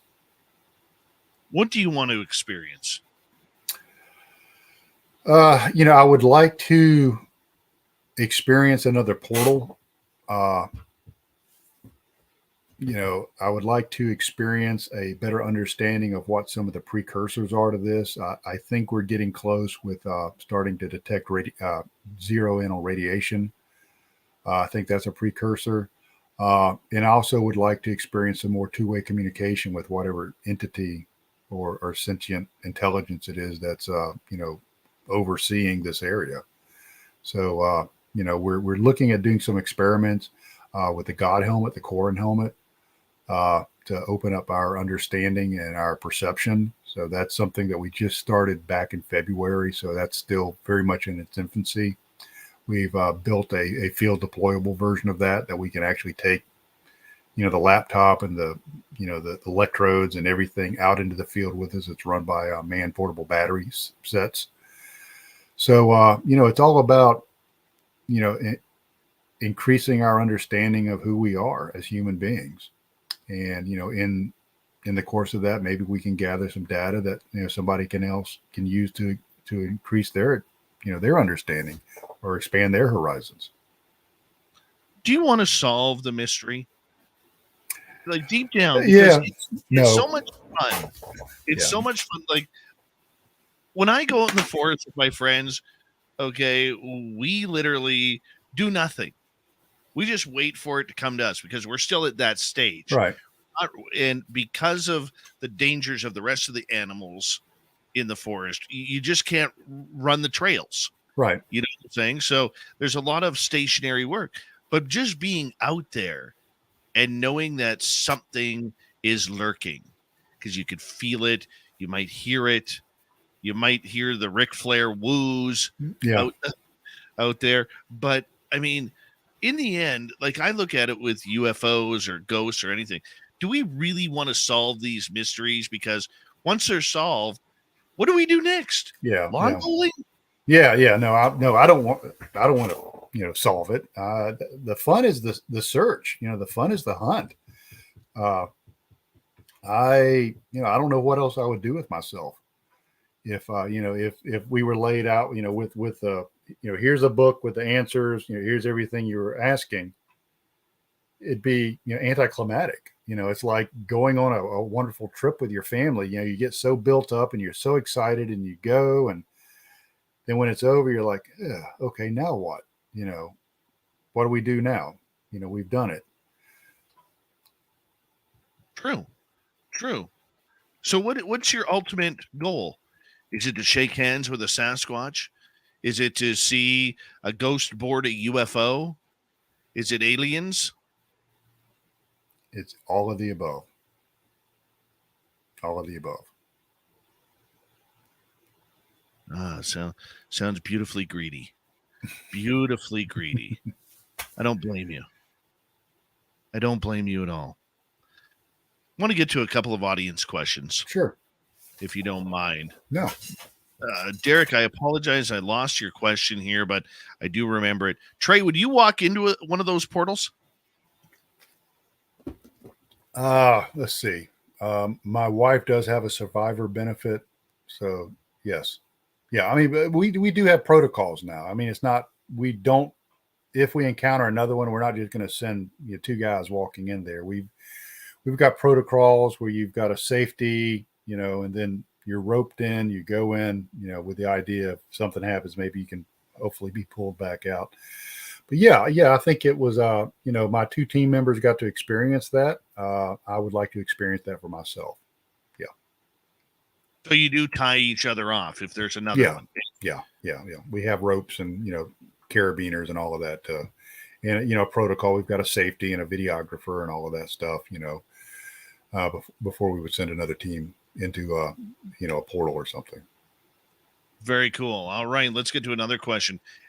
Birthday boy Eric Markham, we call him the preacher around here. Could it be, as more and more people begin to investigate these creatures, they are manifesting like a tulpa? Like a tulpa, yeah, absolutely. That was one of the things that Brad Steiger talked about, early on, is people will project their understanding of the experience, and in that understanding create the experience. And that actually can go back into quantum physics. It's called the observer effect, that the observer actually affects the experiment. So, and I know, at least in my own life, manifestation is you can, manifest certain outcomes, by, thinking them into reality. So, yeah, I think that's absolutely. I think as more people understand what's going on, as more people become more open, they could be crafting the experience, into their, into their own thought form, or their own tulpa. Absolutely. Right. All right. Let's move on here. Let's go over to Kelly. Can portals move, or do they stay in the same spot? Oh, that's a great question. I don't know. I know that there are places that have historically and folklorically been gateways, and I'm just using that term, portals, gateways, doorways into another dimension. There is some thought that these things are transient. That if you're in the right spot at the right time, you can pick one up. We haven't had one manifest exactly like it did that one time for us, back in 2017. We have had other boxes and cubes appear detected with other equipment. So, the answer is I don't really know. I think that it makes sense that they would be transient or could be transient, but I think there's also a possibility that there might be some geological or other factors about certain areas that make them more prevalent. Like, the wind exists all over the earth, but certain canyons are formed in such a way that you have stronger winds in certain canyons. So they may be more prevalent, but I do think they can pop up, in other places. All right, let's go to another question here. Let us go to Amy. Did you hear strong buzzing in your ears before things got too strange? Well, unfortunately, I'm a military veteran, so I've got ringing in my ears all the time. So, but I do understand the question.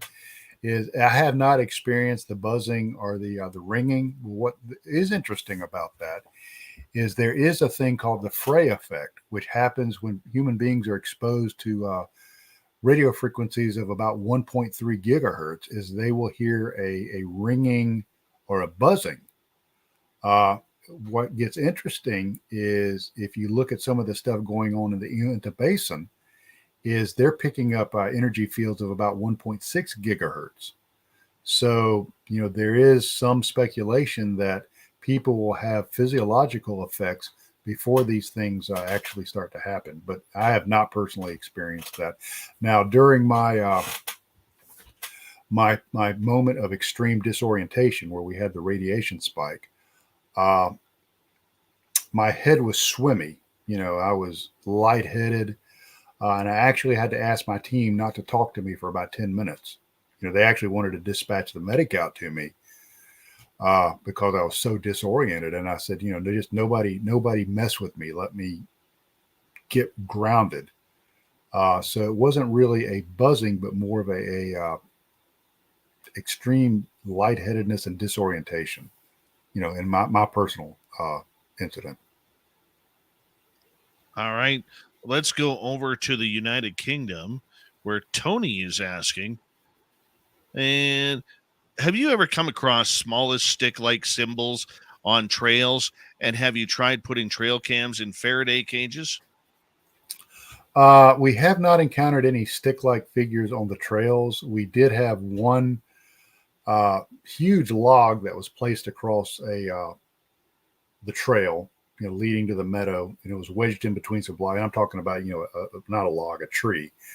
And we were never able to determine where that came from. But as far as small sticks and figures, we have not, other than the one stick that I talked about that was woven in the pack straps of one of our team members one morning.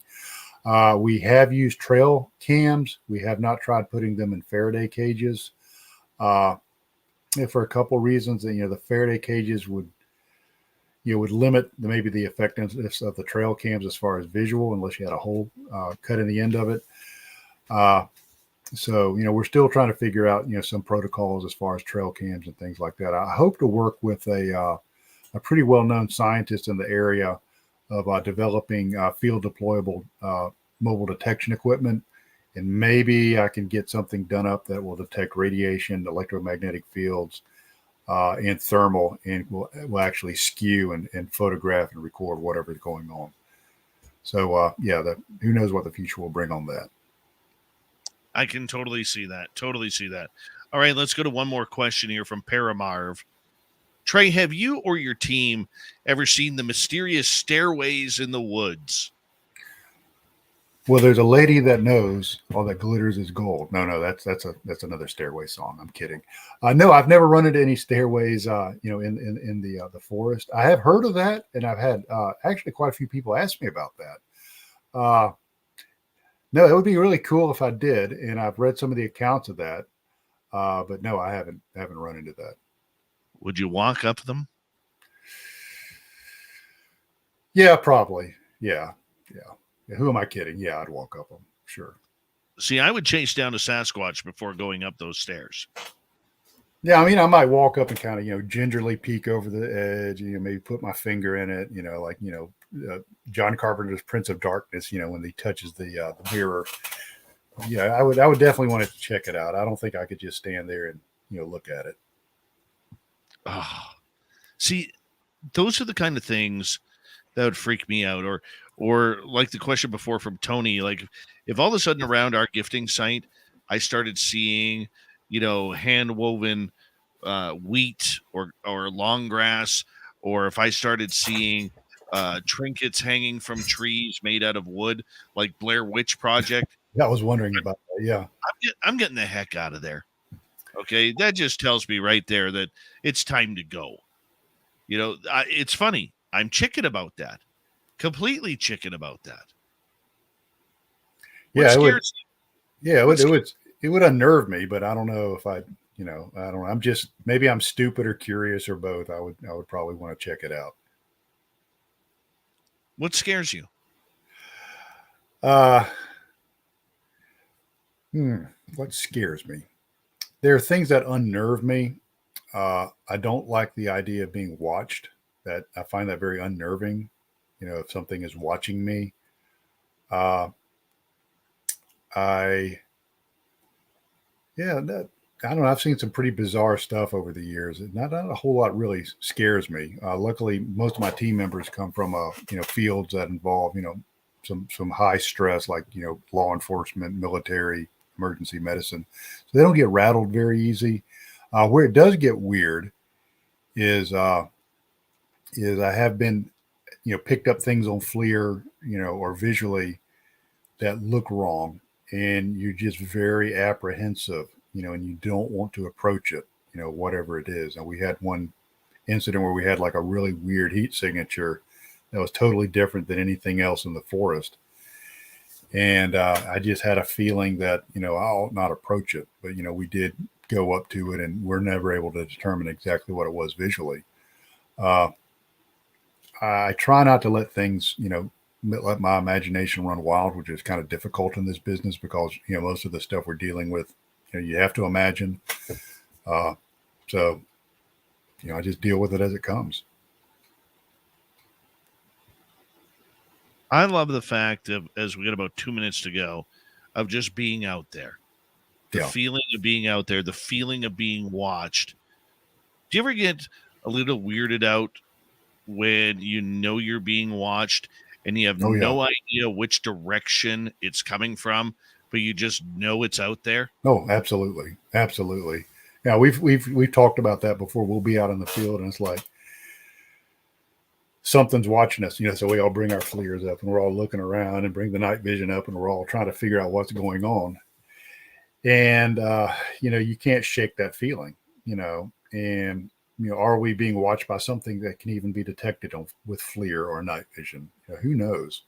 But being out there, it is the adventure. Sometimes we'll go out there and nothing happens at all. It's a very benign, quiet weekend, but it's just the experience of being with like-minded researchers and friends that just makes it so rewarding.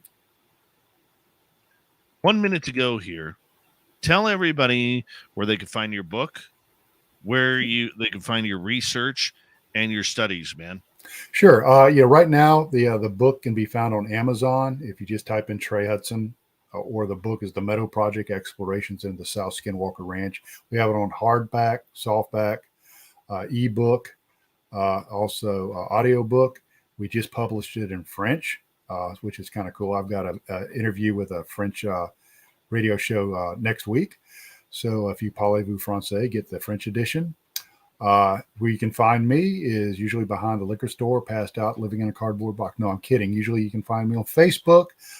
Trey Hudson -author is where you'll find me on that. So just drop by. I'd love to talk to you, or comment on any of my goofy posts. So that's pretty much where I'm at. Awesome, Trey. It's been an absolute pleasure, an honor to have the opportunity to speak with you again, my friend. Let's do it a lot sooner this next time, okay? Yes, sir. Let's do. All right, Trey Hudson, everybody, as we head off into the break land for hour number 3. Coming up next, Steve Stockton from Among the Missing is going to bring us another missing persons case. Then Random Key is going to join us for the UFO report, aliens, and more on Spaced Out Radio. Great job, Trey. Well, Great job. Thanks for having me. Oh, we'll do it again. We will Okay. do it. And if you ever want to do some traveling and come up to BC now that you're retired, I got a good spot for you. Oh yeah, yeah. I hope to get out on the road some more. I've just been so tied up with work and everything, and now I've got some more time. I'm trying to establish those those relationships to go out and take a look at some places like Space Wolf Ranch, head out there and visit with Ryan Burns and some other folks. So yeah, definitely. Awesome, buddy. You take care and have a great night. Okay. Okay, you too. Take care. Good night. All right. Okay. Out. Take care. Trey Hudson, everyone. Random farts is the UFO. No, Tim's taking the night off. Tim's wife isn't feeling very good. So random gee or random farts, he's holding down the fort for us. I'll be right back, everybody.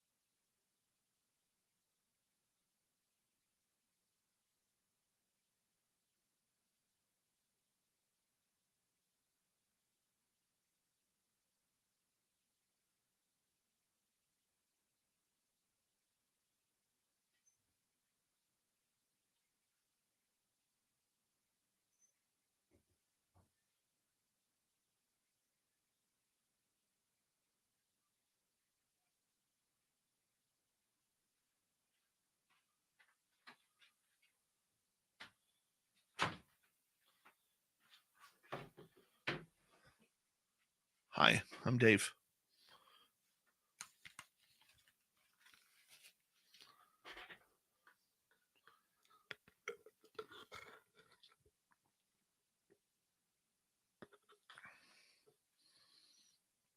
We got just over a minute here. Happy birthday to you. Happy birthday to you. Happy birthday, dear preacher. Happy birthday to you. I'll buy you a shot in Vegas, preacher, to celebrate, my man. Happy birthday, my friend. So glad that you're back with us, man. We love you, man.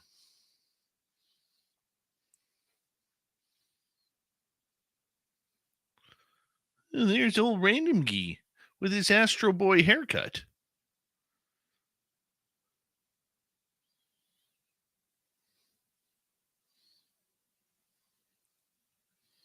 All right. Thank you so much, Jenny W. Decker ×3, Noble Patrick, Tits McGee, and Pammy for the awesome super chats.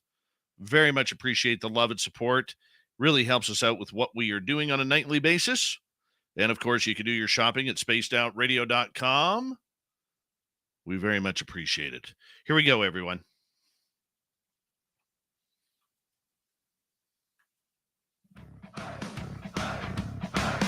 Would you like to connect with us? Head to spacedoutradio.com for all your latest show info. Now, back to Dave Scott and SOR. Third and final hour of Spaced Out Radio is now underway. My name is Dave Scott. Very much appreciate earning your listening ears wherever you are on this beautiful planet we call Earth.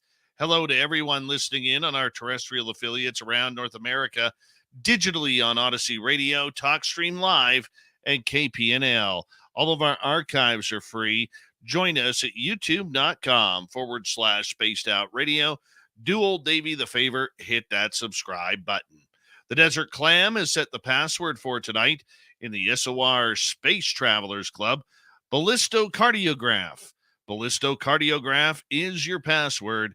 Use it wisely, Space Travelers, as the Clam sets the password each and every night right here on Spaced Out Radio. Our website is spacedoutradio.com. We have a plethora of features for you. Rock out to Bumblefoot, read the Newswire, check out our swag as well. Follow us on Twitter at Spaced Out Radio, Instagram at Spaced Out Radio Show, and on TikTok at Spaced Out Radio. It is that time of the night where we start to look for people, start to look for the mystery of disappearances. From among the missing, here's Steve Stockton. Hello, friends. Welcome to Among the Missing YouTube channel on Spaced Out Radio. I'm Steve Stockton, and I'm about to take you on an unbelievable journey of people just like you. Their stories and encounters will haunt us on Among the Missing.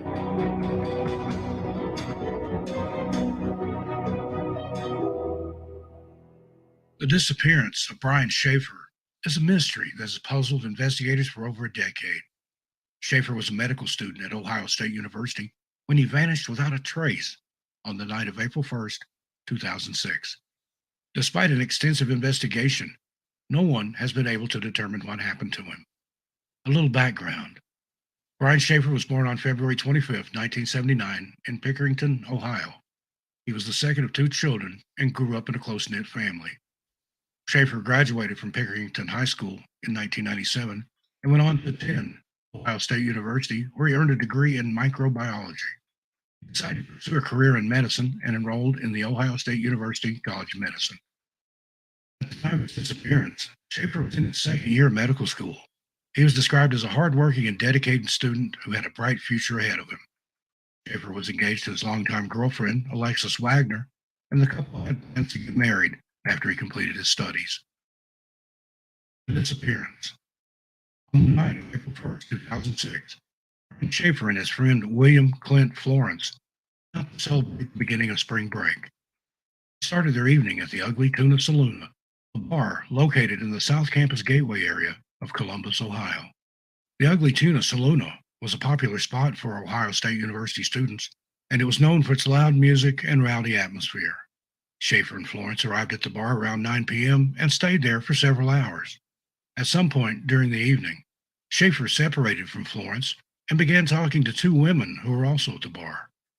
Florence left the bar around 2 a.m., and assumed that Schaefer had already left. When he didn't hear from Schaefer the next day, he became concerned and contacted Schaefer's girlfriend, Alexis Wagner. She hadn't heard from him either, and she immediately reported him missing to the police. The investigation.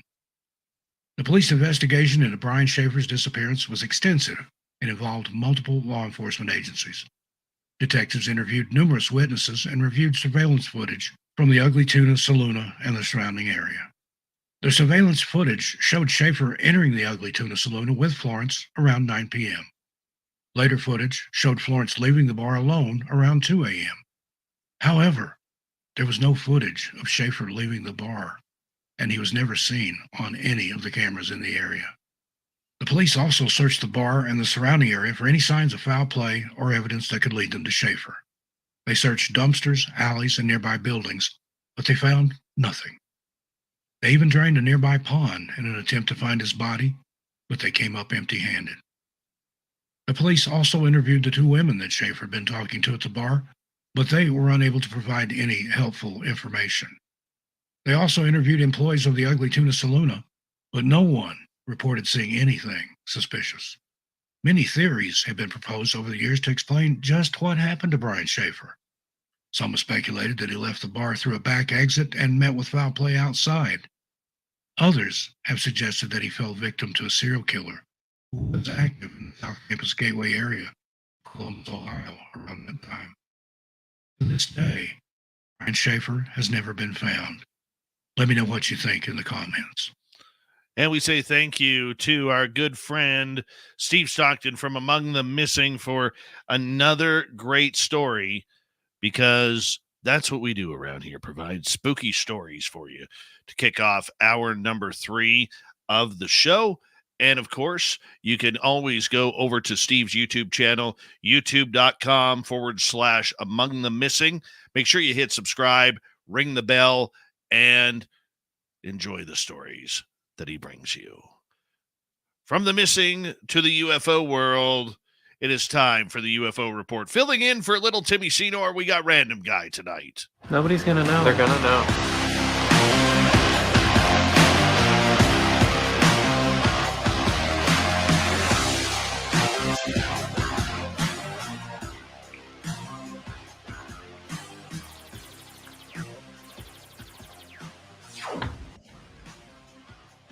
Big Bad Random Guy filling in for our good friend, little Timmy Senor, who is out tonight on the injured reserve list. Well, not him, his wife is, but that's okay. We're going to do this very well, and it's that time of the night where we say hello to all the agents and agencies hanging on out with us. Give us a call sometime. Say hello. We don't have to provide you a number. You already have it. And remember, some of us can be bought. Some of us can. Yeah, I know. Random Guy, how you doing, buddy? I'm doing great. Thanks for having me. How are we doing tonight? We are doing absolutely great. It is a good night for some UFO stories, and we're going to start with one that is very, very interesting, because James Fox, a very highly acclaimed director and filmmaker in the UFO world, the man who brought us the story of the 2004 Nimitz incident, has come out and offered a highly substantial reward, if we could call it that, $200,000 for someone out there who has a video of an alien from the, I'm going to pronounce this wrong, Virginia. Virginia? No, it's Varhania. Varhania, thank you. Varhania, Brazil. UFO landing where aliens apparently came out of this. Random Gee, I know you've been studying up on this all day. What do you know about this? So it's an interesting story. It's first of all, tonight, I apologize. I'm not wearing the wristbands. I got the late tag in. I wanted to represent Timmy with the wristbands, but I didn't have any. But don't worry, the UFO report is stacked. So Varhania, Brazil, 1996. Why does 1996 ring a bell? Well, that's the date in the year Random Guy throws around a lot, isn't it? Is it not? That might just be a coincidence in this case, but we're going over to Brazil. And the way the story breaks down is during this occurrence in January of 1996 in Brazil, there is allegedly 3 women that witness a alien encounter, and the corroboration of this alien is there is an air traffic controller that's on the record in some YouTube videos speaking about American helicopters that did some clandestine landings, and they were unapproved airspace, and some other tracking that went on with that. So the story goes, a UFO crashed. Either one or more beings emerged from that crash. 3 women witnessed it. A police officer grabbed one of these beings, rescued him off to some cordon. And then as the story progresses, if you believe in such fantasy, or as the facts are stated by the witnesses, even one of the original witnesses becomes impregnated by said alien. And there is birth given at a hospital that is witnessed by others. It gets a little wonky because James Fox gets involved in this later on, watches all these interviews and everything going on, offers the reward you stated. Brazil's side of the story, they did actually release a counter release to what occurred.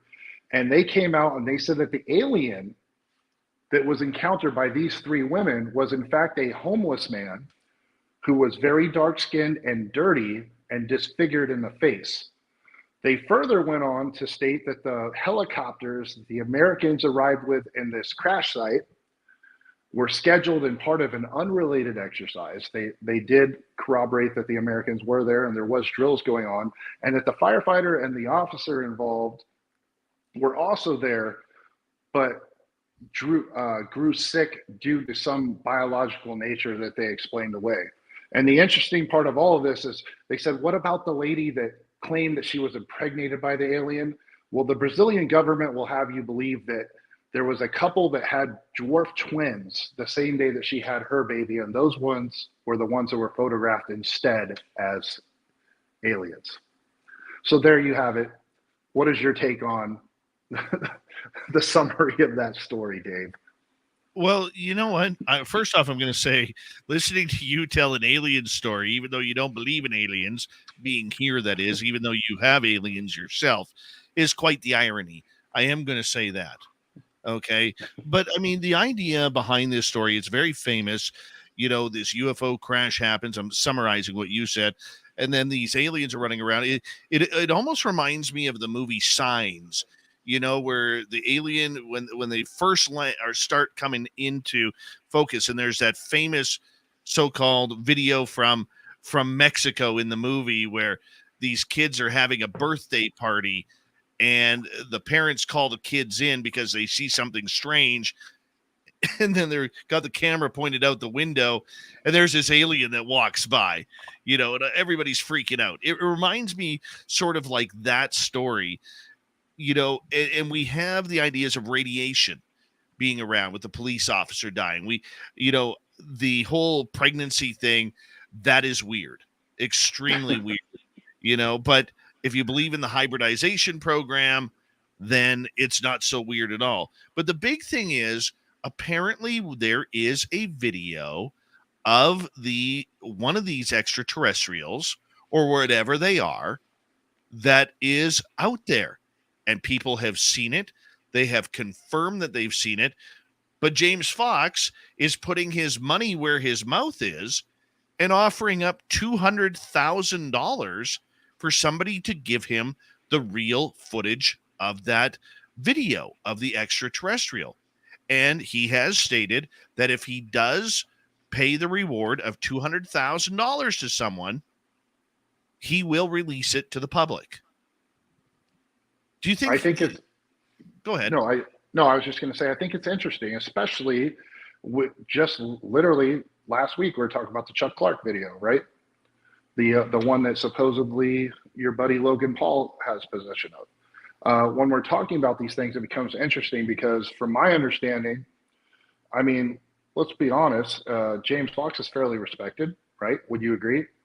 Yes. So I think the fact that he's interested in it, it's almost like a put up or shut up move for him in this case, versus in contrast to the the other video, the Logan Paul video, because I feel like in this instance, he really wants that hard evidence, because we do have the conflict of stories and versions. I don't know. I haven't seen his personal take or his own testimony on what he feels about this. But the fact that he's putting the money up is great, because I think that's how we ought to approach a lot of these things going forward. Is if there's people with money out there, you put $200,000 down and you get a legitimate UFO video, that's $1 million tape. You're going to make your money back, right? So I think the people that have the wherewithal and the respect and the capability to make and edit these movies, if they can get a hold of them by bounties, more power to them.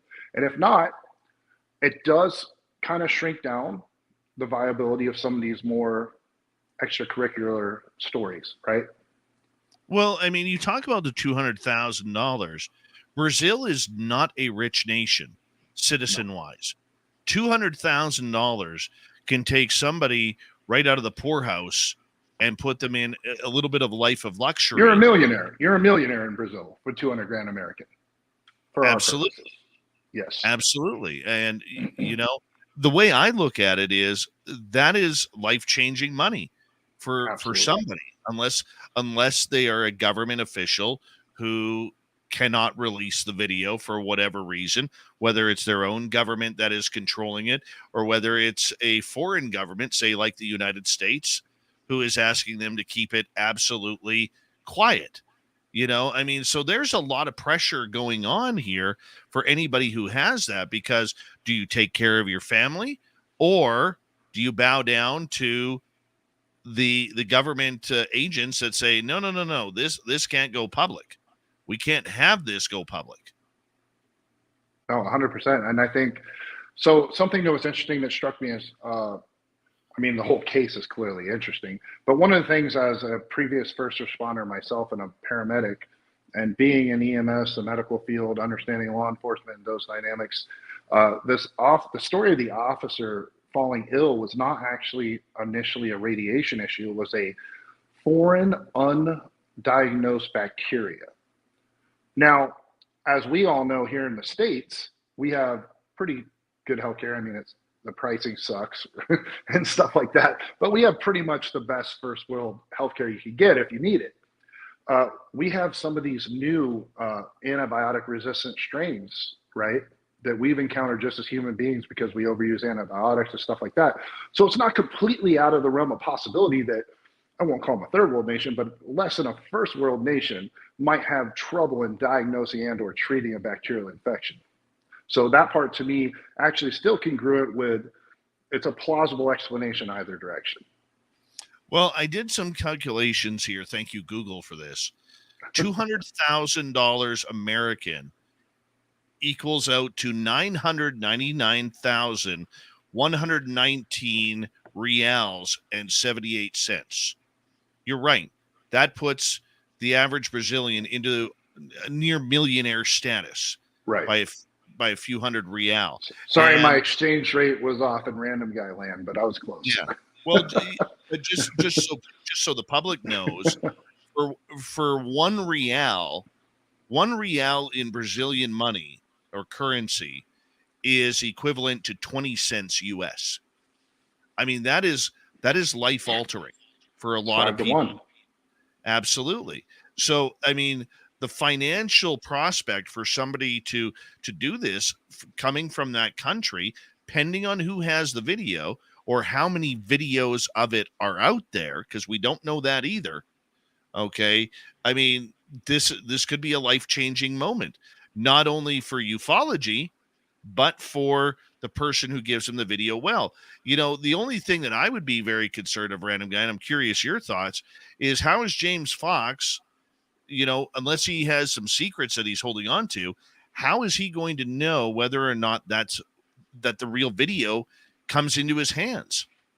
Well, I trust, again, this is me. I only know him from others. So I know people that know the man personally, just in my brief time being, you know, involved with you guys. I've met people who know, work with, friends, and they've been able to substantiate.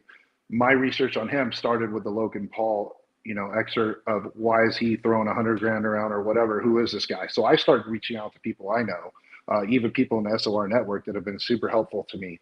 And, you know, coming at this whole from the frame of being a skeptic, it actually is very helpful because we get balance here. So I'm able to bring my skepticism, but that doesn't mean I'm ignorant. So when people tell me, hey, this is this guy's pedigree, here's his resume, here's what he's into, this is his motivation, then at this point in time, I give the benefit of the doubt to James Fox that he has the resources and professionals around him to determine if something is realistic or not. Now, my only concern with standing is the fact this video would have to be from 1996. So we're talking either 8mm VHS, something of the like, right? Like 480p or less resolution. It's 20 something years old, nearly 30 years old, and it hasn't come out yet. And like you mentioned, it's a country with severe poverty in certain pockets. So I think the likelihood that we ever see something of this in a tangible way is very low, but I applaud Mr. Fox for at least broaching the subject and putting up or shutting up. I like that. Well, I think too, he's also calling the bluff of a lot of people. You know, I mean, look, if he was putting up $10,000, well, almost everybody can put up 10 grand. You know what I'm saying? I mean, for some of us, it's a struggle, but you can come up with 10 grand. It may take some time, but you can. Random guys done at a casino. It's one night at the casino for the random guy, right? 200,000. There's not a lot of people in North America who have an extra 200,000 sitting in their bank account doing nothing. I mean, this is where I find it very, very important. I mean, and Nicole brings up a good point in the chat room. How does he get this video across? You know, this could be confiscated by, the U.S. So that's the other element. If we're going to believe that this was, if we go to the conspiracy side of things, right, and the U.S. responded because we have clearly more experience, more capability to recover craft, aliens, whatever resources they need, then yeah, it would make sense that everybody on scene, we'd sterilize it. They'd either pay people off, threaten, do whatever they had to do to get, in possession of that. And that would make sense. It would, unfortunately. That would be a realistic scenario. Mm-hmm. We got about 90 seconds here before we have to go to break. At the bottom of the hour, it's a UFO report. Random guy filling in for our good friend Tim Senor, who's taking the night off tonight as his wife's on the injured reserve list. She's day to day, probably on the 15-day DL. She'll be okay. Talking about injured reserve, I feel it's a great time to talk about the Vegas Knights versus Oilers game tonight. Did you happen to catch a score? I didn't catch it. No comment. I'm not. It's one game.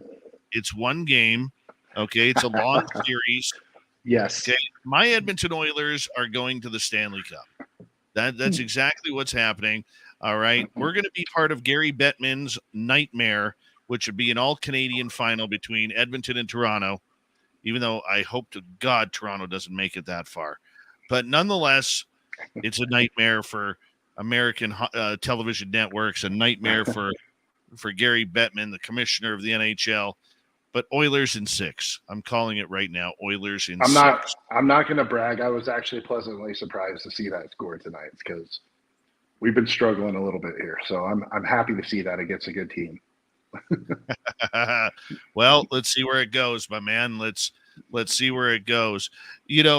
From Varhania, it's amazing how Brazil has really taken a real lead on ufology and some of the greatest cases that are coming out. We don't hear about those cases in the United States or Canada anymore.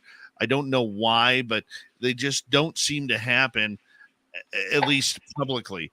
And we'll get more into that with Random Guy tonight as he is filling in for Tim Senor on the UFO report. More of what's happening in Brazil.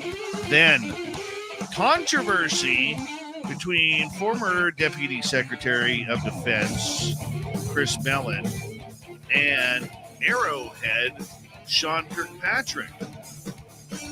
We'll get into that next as well on Spaced Out Radio. All right, we're clear, dude. How am I doing? Good start. And there's Little Pete with another great super chat. What are you drinking there? That looks like Me? yeah, probably a Mountain Dew. That looks like a Mountain Dew. It's a. I think I'm just doing like communion by 22 ounce. Mm. Doing the do. That's it. Stay in Yep. school. Don't do drugs. Don't drink. You know, tomorrow for us is 14 days until we get to hang out again. I know. I'm pretty stoked on it, dude. I'm not gonna lie. I'm pretty excited. I'm stoked too, man. I'm stoked too. You know, it's great. It's absolutely great. You know what, the big Like, I don't thing- even know what to wear. I'm so excited. That's like going to my prom right now when I go to SOR.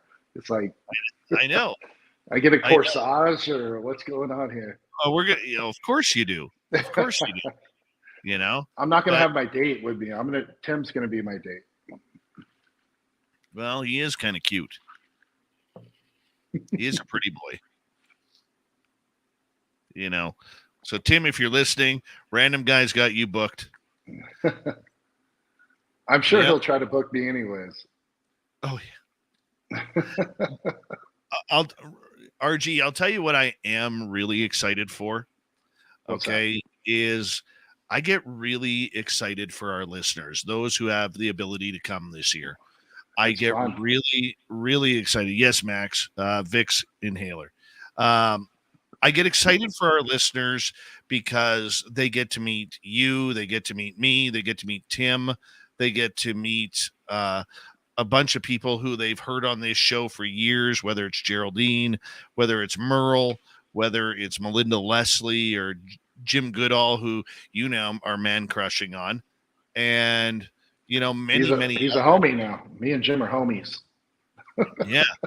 So I'm really excited for our fans. They get to meet up with you and everybody, because and even meeting their own fellow chatters, or like we even have people who listen in who are coming who are not in our chat room, but just to meet the everybody else. It's, to me, that's the greatest moment of it all. It's not the partying, it's not the drinks, it's not the show that we're going to put on It's for not the everybody. women. Never mind. It's just, dude, it's just about everybody. It's about everybody just getting to meet each other and hang out. And Mike Bothwell, just go get one of your fast passports. We can do that, and get your butt down there. So I'm very excited for our fans, and that's what I'm excited about, giving away the swag bags. I'm excited about giving away, or people getting photographs, with everybody who is going to be there, because like I said last night on the air, we do this for not us. We're not doing this for us. We're doing this for our fans. A conference is, if you do a conference is so business oriented, whereas this is all about the fans meeting really cool people, meeting, their fellow listeners alike. And that's what drives me to do this. And when you're done meeting cool people, you can meet me. Yeah, I'll be on the I'll be on the left. If I don't get shanked, I'll feel like it's a success. Some crazy person is going to be like, "You're the disinfo guy." That may happen. It may happen. You and Melinda Leslie. You and Melinda Leslie may brawl. I'm going to be honest with you. My money's on Melinda. It's been a while since I had to shoot somebody, so.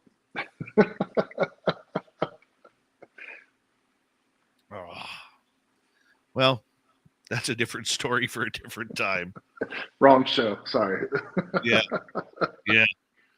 So it's just, what I'm so looking forward to it. I've already packed one suitcase full of T-shirts for the swag bags, Nice. and I've got, what else do I got in there? I've got, I can't give it away. I can't give it away because there's some really cool things in there. See, Jeremy Jones knows. Melinda will snap your neck with her thighs. Whoa. Melinda's 6 feet tall, you know, so you Is got to she be a careful. she's like a jujitsu practitioner? Or? Could be. Hey, Chairman Meow, how you doing? Here we I don't go, wanna everyone. find out. Here we go.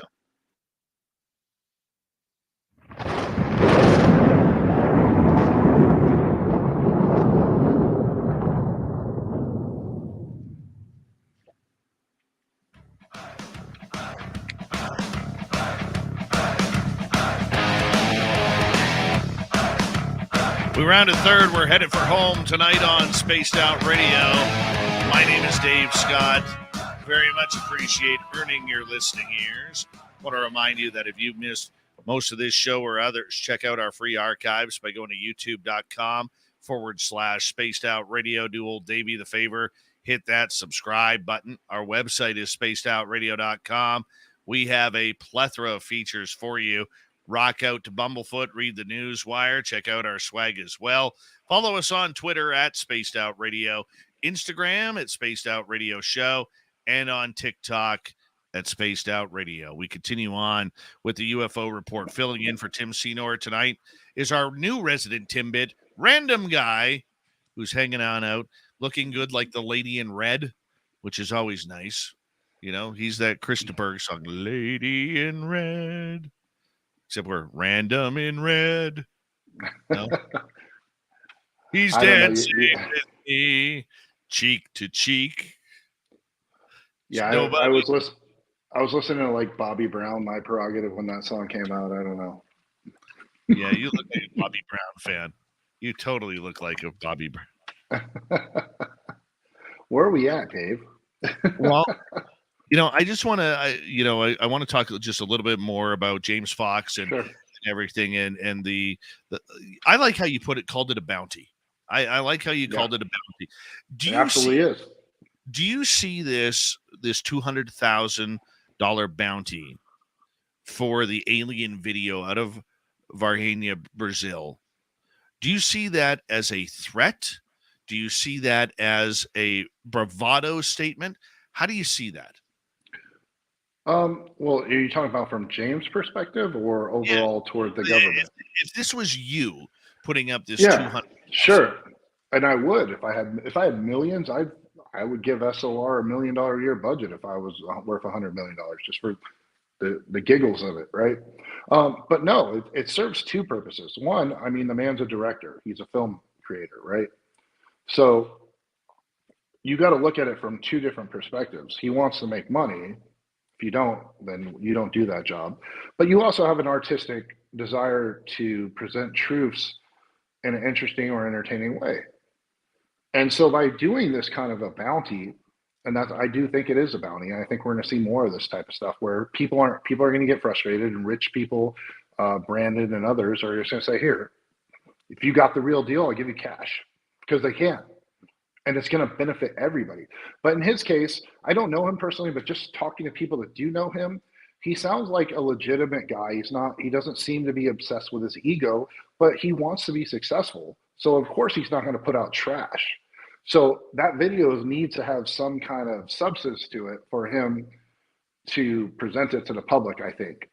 I mean, that's the only danger is what if you put up money for something and it turns out you already dropped the money and then you realize it's probably not living up to expectations in a way that's beneficial. Now, again, 8mm and VHS are harder to fake. Old video, it's because of the magnetic and the things that go into it. If you get a forensic investigator and you can pay people to do these things, they can take those tapes apart and they can read them in a much better way to tell you the validity of that film than a modern day electronic HDR10 Pro RAW, whatever you're shooting in, right? So there is some validity to older stuff that holds up. The problem is the resolution isn't going to be there. So if the capacity of the scene matched with the capability of what the camera can do doesn't measure up to expectations of the audience, it could still fall flat. There would definitely have to be some legalese and legal type contract involved with this before money changed hands. He would definitely need to know that this is the real video, one of maybe the original video. They can date it. They can date it for sure. But we also need to make sure that any video that is made is a real alien and not just, some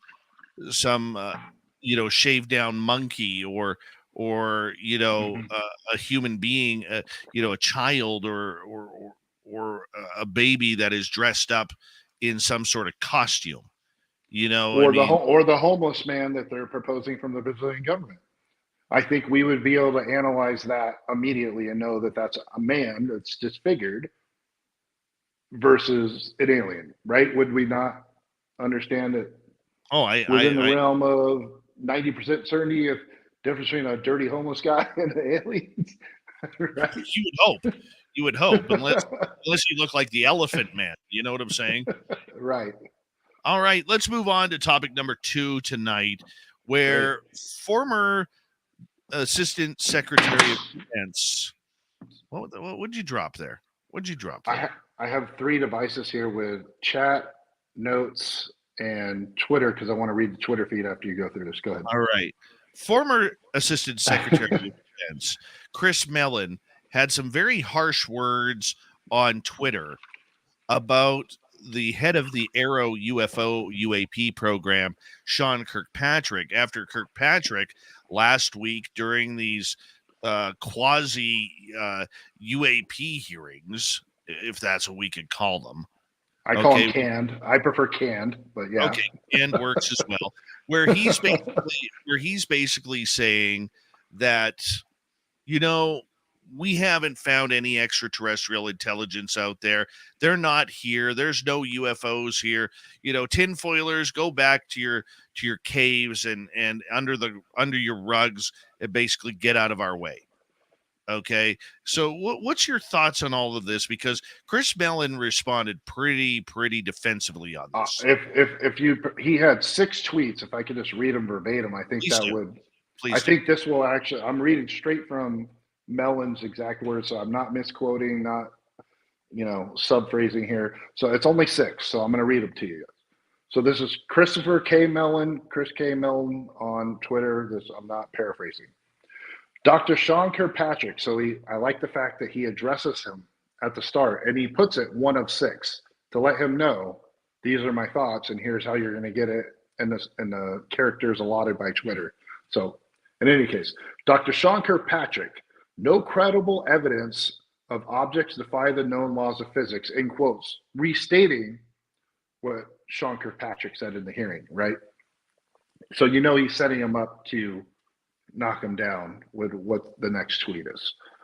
Second tweet, U.S. Navy aviator Chad Underwood, quote, aircraft still have to obey the laws of physics. The Tic Tac was not doing that. It was going from like 50,000 feet to, 100 feet in seconds, which is not possible, end quote. U.S. Navy aviator Dave Fravor, after encounter with reported Tic Tac, quote, I think it was not from this world. This is a trained observer, professional fighter pilot. Report on Nimitz incident, quote, estimating accelerations range from 75 Gs, which for everybody not familiar, we can do 9 Gs as humans. 75 Gs to more than 5,000 Gs with no observed air disturbance, no sonic booms, and no evidence of excessive heat commensurate with the minimal estimated injuries. And that is a scientific, I love that he quoted that.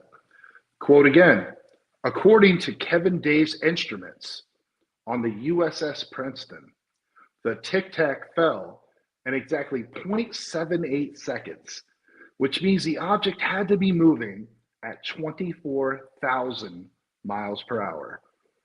Fastest terrestrial object is around 35 to 4,000 that's maneuverable, just for reference. And the final tweet, although what really happened on 11/14/2004 is and perhaps never will be resolved with much confidence, for Dr. Kirkpatrick to go so far as to claim there is, quote, no credible evidence of objects that defy the known laws of physics is disingenuous at best. Corroborating reports from multiple serious military witnesses are not proof, but they are, quote, credible evidence, sir. Direct quote tweets from Mr. Mellon. What say you, Dave?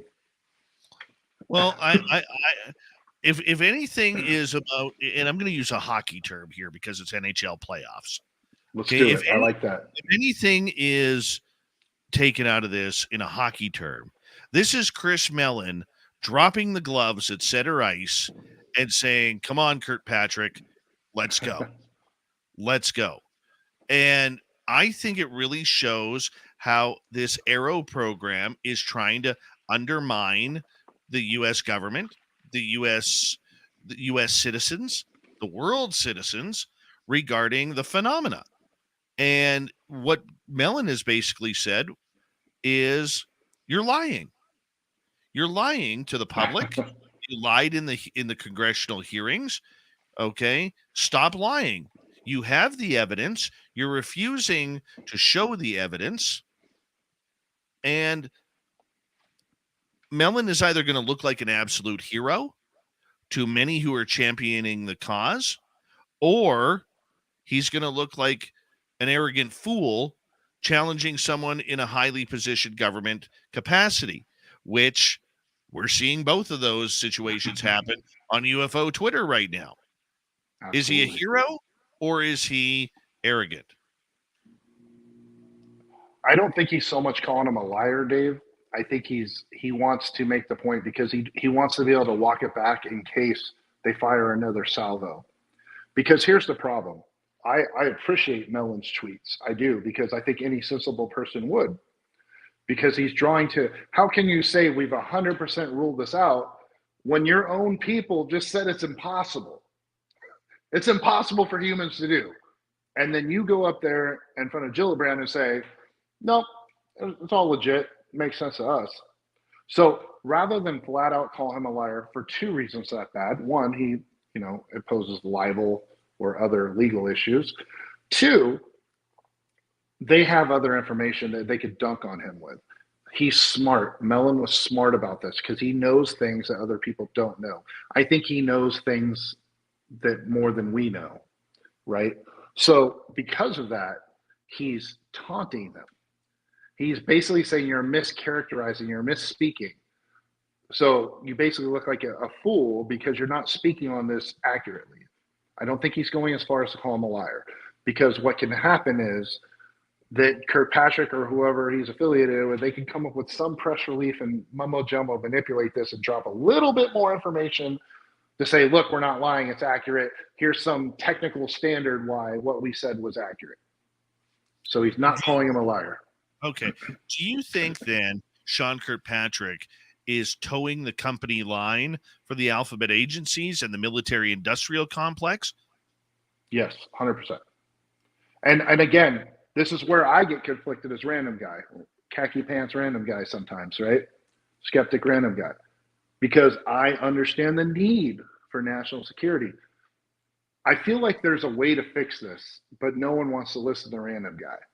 Because I'm not a ufologist, I'm not embedded with the government at that level, but I understand enough things. I think I could mediate almost the relationship, that the problem here, because there is a need for secrecy for some of these projects, and some of our projects might look like aliens. So they're trying to separate some of these things, and I'm on the record as telling you also that some fighter pilots are purposely engaged with some of our projects that they're unaware of, that we have the capability of. So it's not their fault. They're just not briefed on it. They just don't know.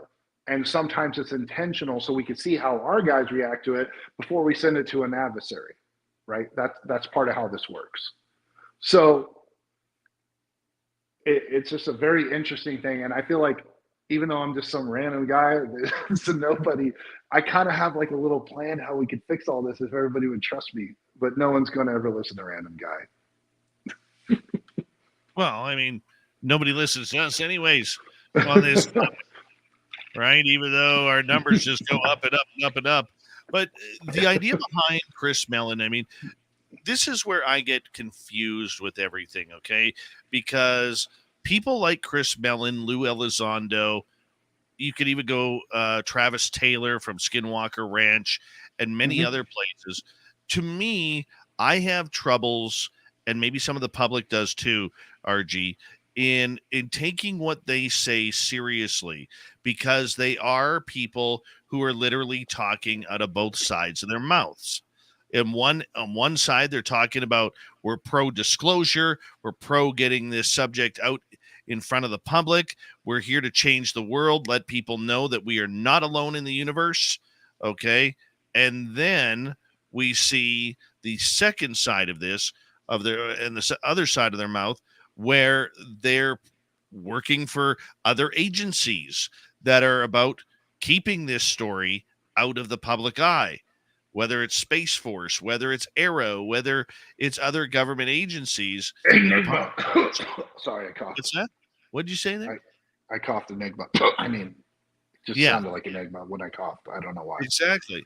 So, I mean, how are we supposed to, trust someone like Mellon that, or Elizondo, that they have our best interests at heart, when in the meantime, they're being paid by the man to keep the story silent?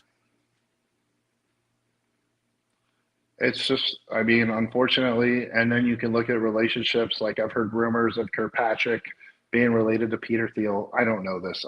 This is purely speculative internet, Twitter nonsense. But if those things turn out to be true, it just dilutes and adds to conspiracies.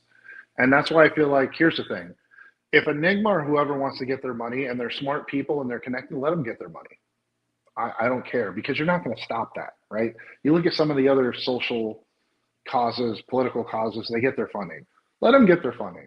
What I'm saying is my appeal, my plea, if you will, to these organizations that are coming together, whether it's Arrow, Kirkpatrick, Enigma, whatever, whoever is in the know, find a way to protect the secrets that I know you have to. I know you have to. And I know part of that means we got to take part of the data out of the equation. I know it. But find a way to do it and give people the answers they want on the stuff we can talk about. Because what they're doing is they're just blackballing entire sections of freaking data. And that's a problem. It's unfun. It's unfair to the public. There's no one seems to be able. Government employees, you got government employees on one side, you got military guys, you got nerds, engineers, physicists. And none of these people are people. They're all really freaking good at their jobs. But when you bring it all together, they can't articulate anything in a viable way. And they end up smoke screening each other so much. Like, whatever, we hit all our, benchmarks. We did the bare minimum legally, and we're all paid. So call it a day. See you at Christmas. And that's annoying, and it's frustrating for the community and for the public. And I can understand that feeling. Is we have about 3 minutes to go before we have to say goodnight to everyone tonight. But I mean, this is an argument that's going to continue. Do you expect Sean Kirkpatrick to respond to this, or is it best in a person in his position to stay absolutely quiet? He has to shut up until told to dance. And I don't mean that to insult him. I don't know him. I'm sure he's a brilliant man. I'm just saying it in very layman's terms. If we look at this from a PR perspective, a government perspective, and that guy has to toe a lot of lines. So, like, I don't envy his position. Like, I'm sure he makes good money, but that's a crappy position to be in, to have to toe that many lines. What I foresee is, I saw the good trouble interview with Gillibrand. I'm seeing stuff like Mellon, and Mellon's not the only one, but he's one of the most respected that's coming out against the hearings. I think what we're going to see is the next round, you're going to see a salvo back. You're going to see a firing back where they justify why they're saying.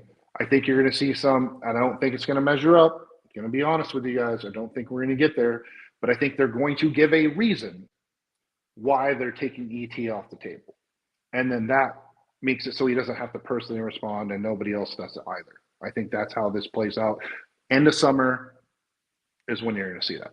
If random guy knows what he's talking about. Okay. What is the timetable? Because we're also hearing that within the next 6 months, according to people like Dr. Gary Nolan and others, that alien life or extraterrestrials, ultra-terrestrials, whatever you want to call them, extra Temptation Island terrestrials or whatever they are, okay, might be brought forward with evidence within the next 6 months. Not a possibility. Not even close. Why is that? Because I know people that work. I have 22 years of experience, and I know other people that currently work in places. And even though they don't have to violate national security secrets to me, they can give me the looks I need to know what I need to know. That's not going to happen. I'll put it this way. If they told us out any substantial, credible evidence, I'm not talking about, hey, we think there might be, and we'd like your help. I'm talking about, here's a video and how we know this is accurate. Or here's something we did and we feel bad about it because we killed this creature, we captured it, or we had this creature and it escaped. If there's anything less than that, it's a fail. If that happens, I will join SOR as a permanent part of the cast for free. And well, you already are, but that's a different story right there. I get free underwear. I get free underwear, so there's that. Hey, you look good in your Dave Scott boxers. You look fantastic in them. You scared my daughter by looking at those, but yeah. Excellent. And I wasn't even wearing them. That's how frightening they were. She saw them in my drawer and was frightened. Excellent. And they did their job. Random guy, thank you for a wonderful UFO report. It. Very much appreciate you filling in for Tim Senor tonight, who needed the time off to take care of his ailing wife. And a big thank you to Steve Stockton for another great story from Among the Missing. Make sure you go hit subscribe on his YouTube channel by the same name, Among the Missing. And our guest tonight, Trey Hudson. What an incredible story about the portals, man.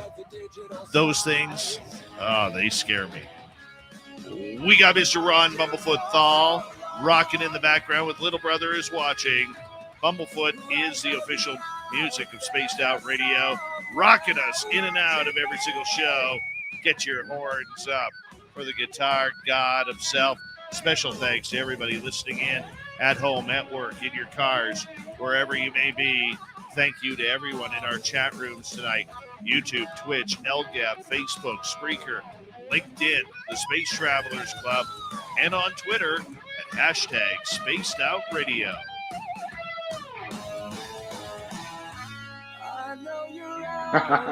You had to put that one, huh? Remember, this show is copyright by Spaced Out Radio at SOR Media Ventures Limited. Thank you so much for choosing to share your evening with us, because together, my friends, we're watching. We own the night. Mr. Bumblefoot, we need a favor. We need you to take us home.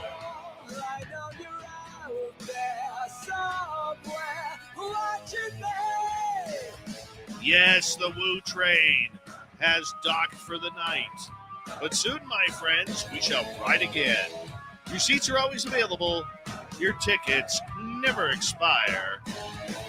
And if you want to bring a friend, we've got room for them too.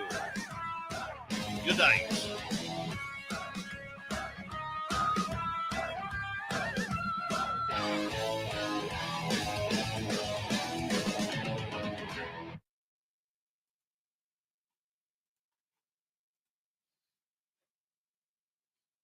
You know, we still have the best damn theme song for this stuff, man. I don't care. We do. We do.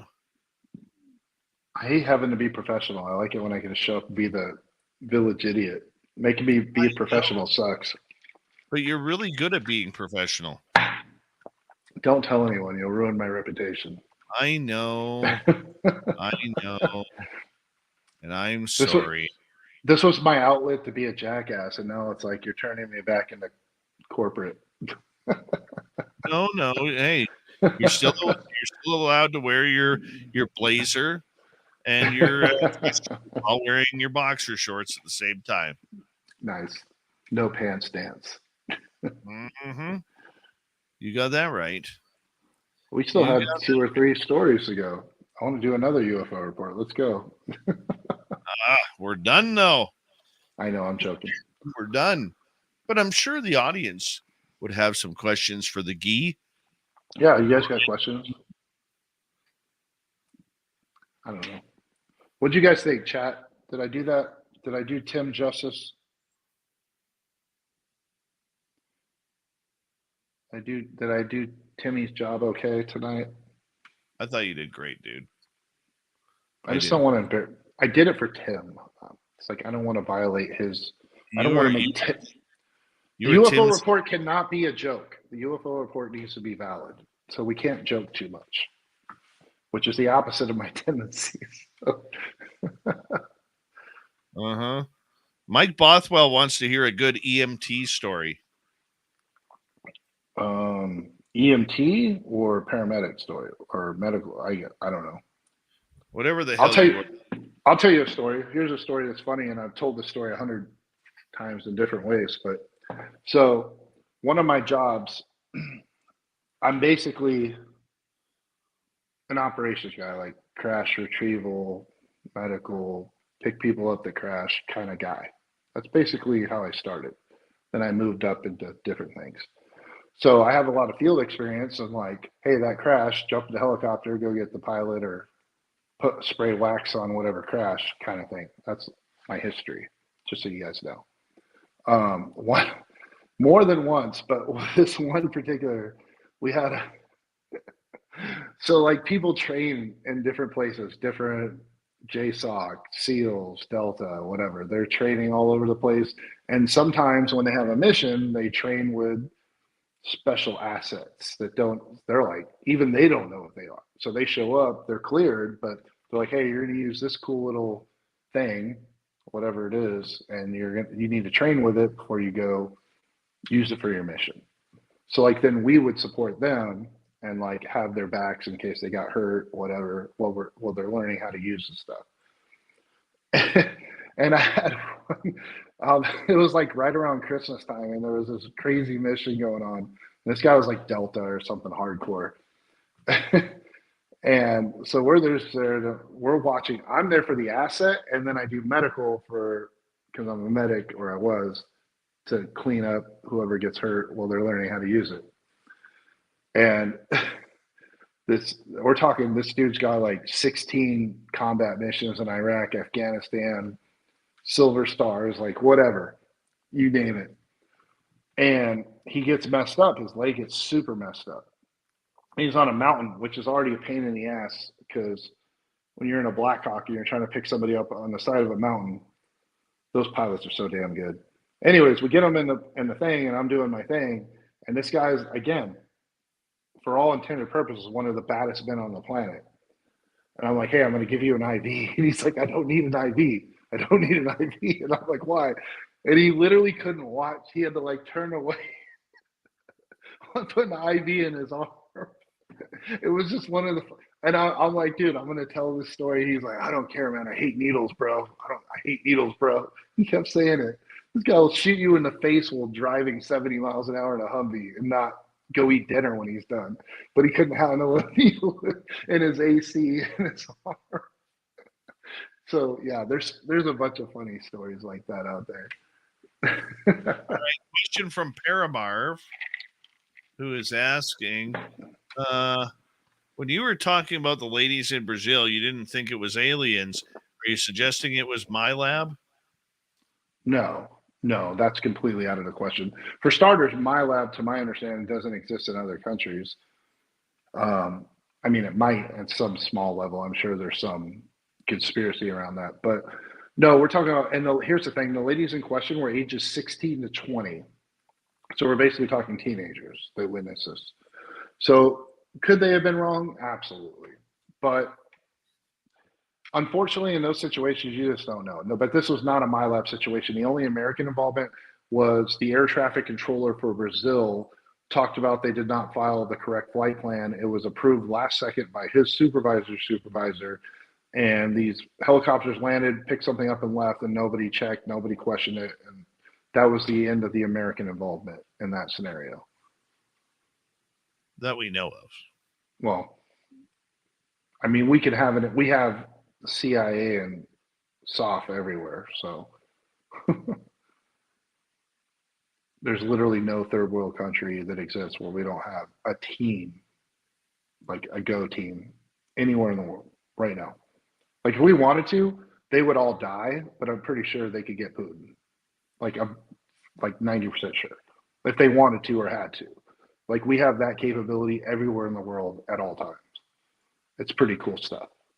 All right, let's go to Joe. And I don't really know what this means from a military level, but he's asking you, has RG ever humped the pig? I'm not even going there. I'm just going to take a sip of my drink. I don't even know what that means. I'm trying to look it up here.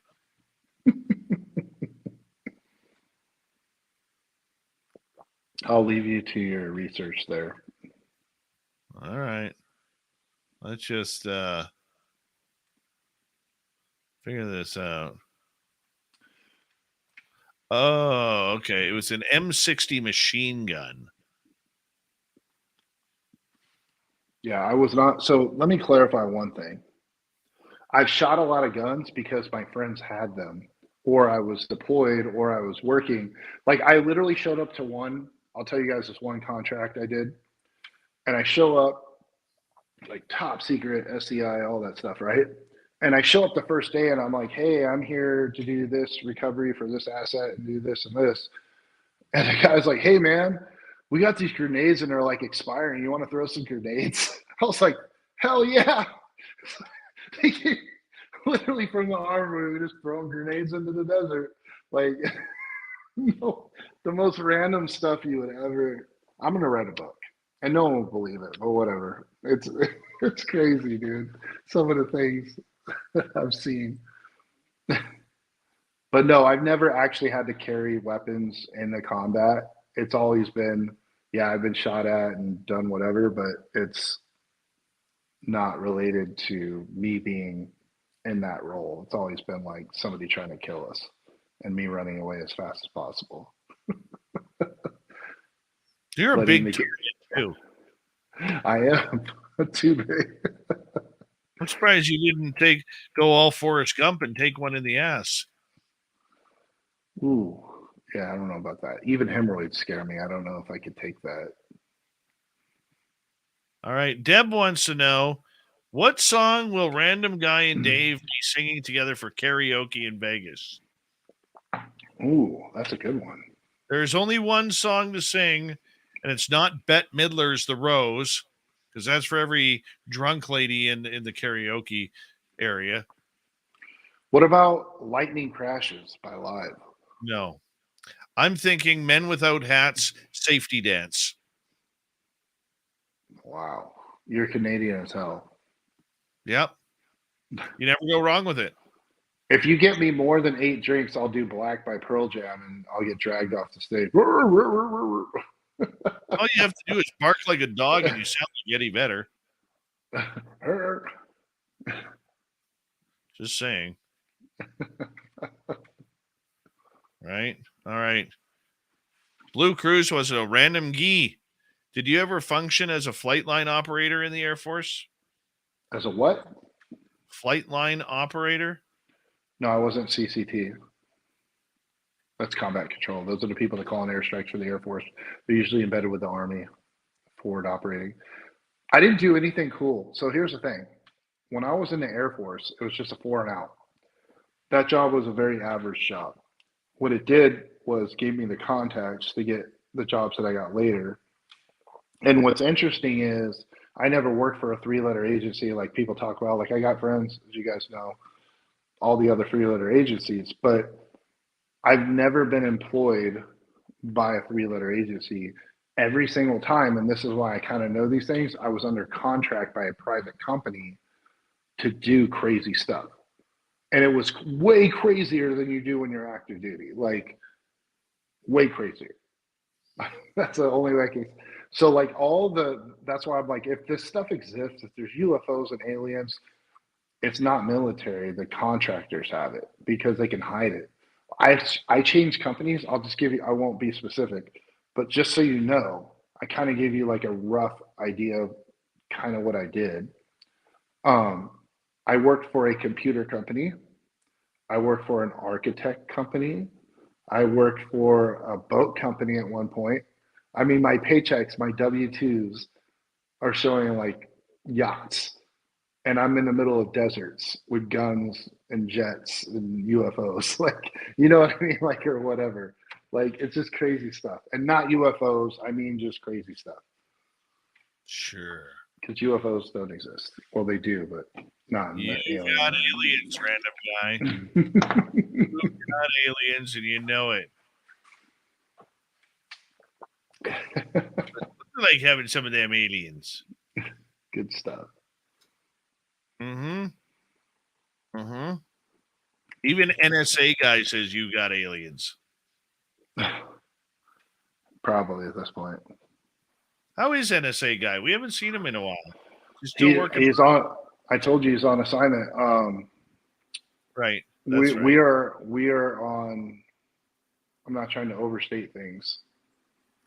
We are so depending on what happens with China's influence on Russia pulling out of Ukraine. The way I'm hearing it, and this is like third telephone game, not real information. All my, you know, it's just my opinion. Let's just call it my opinion. That's a safer way to do it.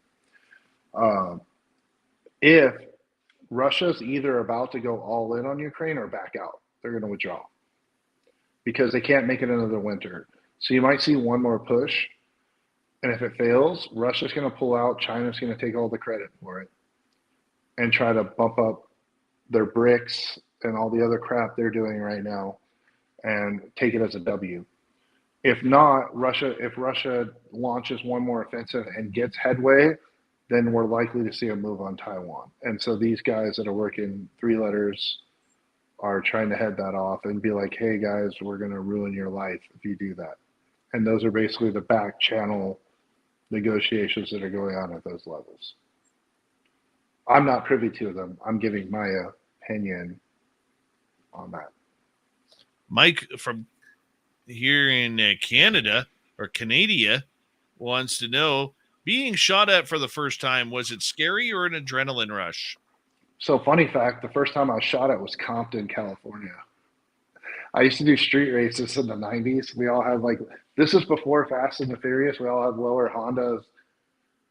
When a bunch of white kids listening to Tupac driving Honda Civics that were lowered. That was me. And because where we lived down in Orange County, which is mostly white, Hispanic, and the cops would come. So we drove to the hood. We go up to the hood, and the cops wouldn't come to those streets. If no one was getting shot, they wouldn't come. But inevitably, you know, especially Saturday nights, I stopped going on Saturday nights because gangs own the streets. And they'd be like, y'all can't be here. And we'd be like, F you, we got like 70 people racing. And they would just come out and start shooting. So we'd all take off. So that was the first time I was shot at. And it was kind of like, you feel like you're invincible when you're that age anyways.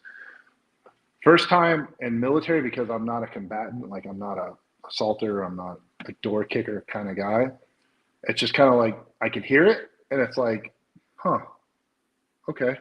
Like, and then people tell you, hey, you're getting shot at, idiot. So it's more like that kind of a thing.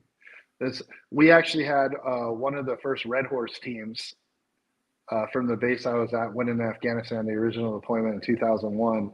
And they were the first like CE work. So Red Horse CE is like guys that build the tents and they do all this other stuff. And they were the first, there was like firefighters, CE guys, civil engineering, guys that build tents. And they're getting shot at by the Taliban. And it was the first time since Vietnam that non-combatant people were taking fire. And it was funny because a lot of them were like Air Force guys and they're shooting back. And you have DFPs, defensive fighting positions, where the Army's at, the Rangers are. So you got like levels of defense, right? And so you got Army guys out there and they're taking them on. They're like, don't worry about it. The Air Force guys were shooting over the Army guys' head because in the Air Force, we don't get trained like the Army guys get trained, like like the crazy fighter guys do. So they're just shooting where they see the muzzle flashes. And then the Army commander came down like the second week of Afghanistan. He's like, Air Force guys don't get guns anymore. You guys are shooting over the heads of our Rangers. There's all kinds of crazy stories. Like, unfortunately, you hear about like the Pat Tillman, like friendly fire things that happen in Afghanistan. It sucks. But it was just because we hadn't been in combat in so long. Like, the command and control structure was just dog shit at that point. So they've gotten a lot better. There's guys that are now maybe not now today, but like in 2010, guys that just fresh enlisted out of the Army or Marines were way more prepared to go handle what they were doing than those of us that enlisted in like 98, 2000, just as a rule. Because they had all that 10 years of lessons of everybody messing up and not communicating well and, that kind of stuff. Makes a lot of sense, man. Makes a lot of sense. All right, let's see what else we got here for you. Anything else for Random G?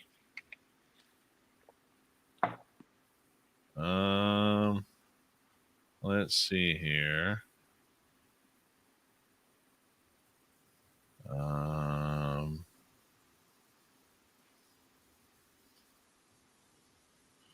A couple people asking, what do you think blew up over the Kremlin then? Are you talking about the drone strike or the meteor? The meteor was a meteor. Well, apparently, it's all over Twitter that there may have been an attempt on old Vladdy. Yeah, that was a drone. So, and a lot of people saw the picture. I had friends even. They're like, dude, there's no way Ukraine sent in that janky ass drone. And I'm like, yes, they did. So just so you guys are cool with this, this is hard to explain, but the regular surface air missiles, the Russians have the best in the world. Like the S-300, S-400, like you're not going to fly a drone in there. And everyone's like, what are you talking about? I'm like, dude, talk to Gary Powers. Like, and that was 50 years ago. The Russians are solid on their SAMs, trust me. So you're not just going to fly a Global Hawk or Predator or any Ukrainian knockoff version of our stuff and get Putin. So what they do is they use hobby kits like 1/8 scale, and they just retrofit it with the navigation. They use what's called LORAN, which if there's any pilots in the chat that are over 40, they'll know what LORAN is, or boaters. And because it uses ADB and some other things to range find, and it looks like a hobby plane and it flies at low altitude with a low signature, you could put a personal yield explosive on those things and actually take people out. Is it super accurate? Not really, but it makes sense. So yeah, that janky little thing probably was an attempt, because you're not going to fly in a valid drone and get Putin. Those F-300s and S-400s are ridiculous. Probably one of his own. Okay. I don't know about that, but Shaq is wondering, random guy, do you know if there's any truth to the continuity of government being activated due to recent events and possible escalation? Continuity of government is 24 hours a day, 7 days a week, 365 days a year. It's briefed on a regular basis. And that's why we have separation of certain powers, certain briefings, where the president goes, where the vice president goes, secretary of state, all this stuff. It's all coordinated. All coordinated. And there's always somebody, if there's a major event, i.e. a terrorist attack, escalation of war, DEFCON change, then you get isolation of all those entities in the top 5. But I won't go beyond that.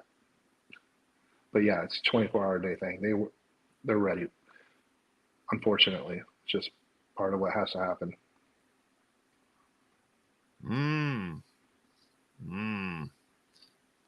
So you got any more aliens or what? The only aliens are the ones that Nicole keeps trying to send me. She keeps trying to send me more woo, and I'm like, I've had enough of this woo crap. Like, what's the wildest woo that Nicole has told you? That she's told me? Yeah. Is it the flying of the ships?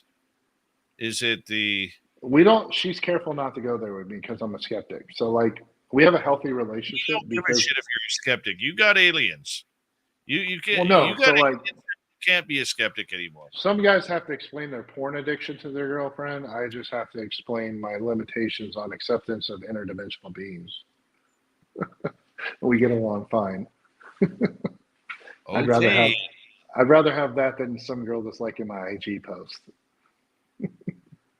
Okay, once again. I'm sorry. I'm going to be in so much trouble when I get out of here. You are in trouble with me right now because I can't wait for you to finally admit you got some aliens. If it happens, I told you the criteria. So I use the scientific method, right? I have to test. I have to remove extenuating circumstances, remove factors, and it has to be able to be replicated. That's called science, Dave. If it's not replicated, I can't have a basis in theory for believing that it's valid other than my own psychosomatic, issues. Until the aliens just show up in your bedroom. Yeah. Well, if they come back, I'm telling them, F you, Dave, and now F you guys too. What are you going to do about it? I made a shirt over it. What are you guys going to do about it? Bring it. Let us not use the P word in my chat room, please. YouTube does not like that. She didn't know. She didn't know. I know, but I do have to erase it. Yeah. Anyways, Random Gee. Sir? I'm doing stand-up live tomorrow in Henderson, Nevada, right outside I Las meant to Vegas. ask about that. Yeah. Now, part of your presentation is going to be about the weirdos that you've met with SOR. I have a joke. I have about 3 minutes of jokes about ufology and the soul experience, yes. You will mention my name and you will tell them to subscribe to the channel, though, right? No, I don't think we're going to go there. But I will give you a clip of me slandering you and everybody involved. It's just jokes. It's just jokes, guys. It's just jokes. I already had to prep Nicole. I'm like, well, it's going to be bad, just so you know. When I start having to talk about, would you rather date a girl with mental issues or a ufologist, then yeah, it gets a little touchy there. It gets a little touchy there in the stand-up, but we'll see how it goes. We'll see how it goes. Oh my word. And then I end the joke with, there's no difference between the two. Oh. Ooh. Do I get called weird Canadian guy through this all? It's kind of just a floating concept of ufology and people that subscribe to it and how I've fallen into it. Realistically, it's your fault. It is your fault. How's that? Well, because after I met you through our mutual friend, yeah, right, I never expected to hear from you till you got a hold of me. Oh, we hit it off. Yeah. It was really, I'll be honest, it was Timmy. If it wasn't for Tim Senor, I might not have called. I might not have called you. I'm joking. Well, you followed all my protocols. I told you what the rules were, and you were not an ass about it. You followed all the protocols. So I'm like, our guy, my special forces friend, said you're good to go. Then you follow my protocols. We're friends. Simple as that. Mm-hmm. I told you I'm here for you, but I'm not here to be the face of anything or the star of anything. I don't want to be involved in that capacity. Literally just here for information. I don't want any part of this in my life. Don't you know that you're a UFO star? Good stuff, I'll brother. make up a song for you yet. I think I'm going to get out of here. Why? Do you have a phone call to make? I would like to get to bed before 3 a.m. Illinois time. No, I'm joking. But it's only 34 minutes away. Yeah, but that's my excuse to get her off the phone too. Or else it'd be 6 a.m. You still got some aliens, so I think I might. but it's a work in progress. I need more confirmation. You got need to aliens. replicate the experience for it to be a scientific method. How's your jaw? My jaw is fine now. Can't do nothing about my face, but it was like that before they started. True. Have a good night, buddy. All right, brother. Appreciate you. Thanks, chat. Love you guys, man. Appreciate you, buddy. Thank you. That's Random Gee. The old RG right there. Now let's see how quickly Nicole disappears from the chat room. This is going to be funny. This is going to be funny. See how quickly it happens. Because right about now, it's ring, ring, ring, ring, ring, ring.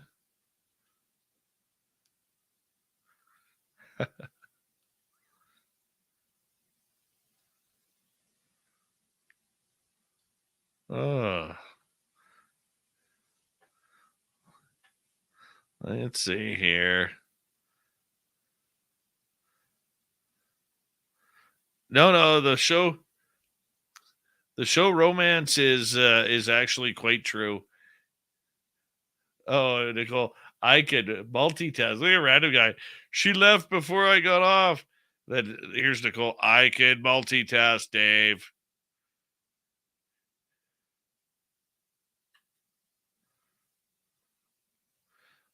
Jesus peas. Say something for real.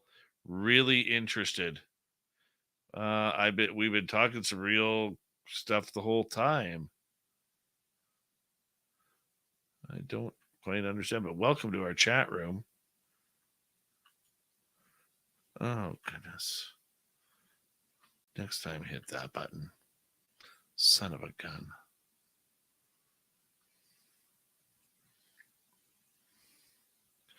Who's a famous fighter pilot? Who are you talking about, Donald Dean? Who are you talking about? Eddie's uncle's wife. That's right. What was his uncle's name? What was her name? Goody Goo Goo lady. Goody Goo Goo.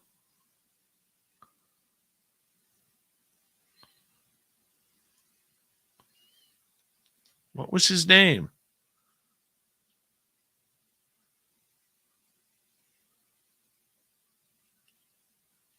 I remember, Nicole. We'll bring you in soon. I just always forget what nights you have school.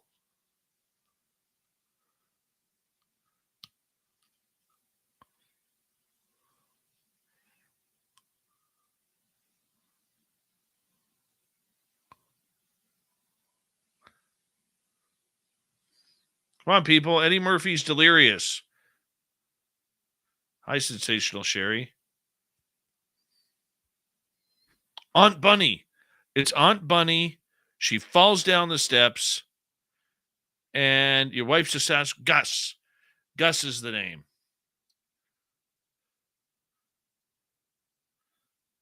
Where Eddie's dad starts yelling at Gus why his wife always falls down the steps. You know why? Because she's a fat, hairy, blank. Your wife's a Sasquatch, isn't she, Gus? Your wife's a Sasquatch. All because of Goony Goo Goo.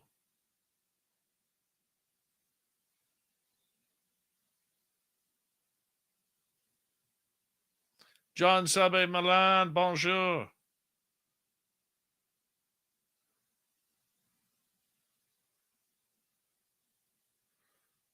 Mm-hmm. It's the way it is.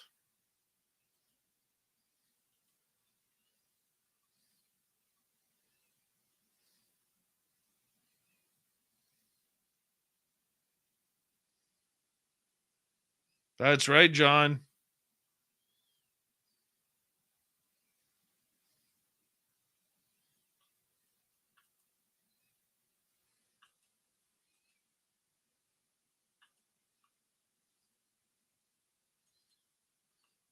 Okay, that's done. Who do we got tomorrow night? Tomorrow night on the show, Steve Erkentalo is going to join us. Bad boy of paranormal. This dude has a Ouija board tattooed across his chest. Careful, ladies. He's really good looking. Really good looking. But we're going to talk to him tomorrow night. Thank you to our super chatters tonight. W. Decker with a hat trick. We got Pammy, Cat Chaser, Jeanette, Debster, Noble Patrick, Jenny, and Tits McGee. Yep. We're going to have a good time tomorrow night. Join us, will you? We'll see you then, everyone. Good night.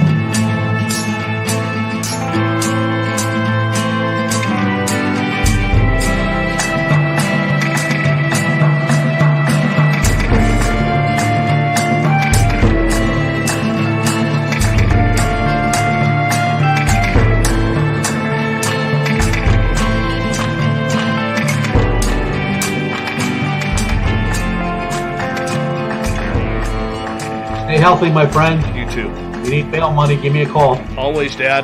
Take care. You too.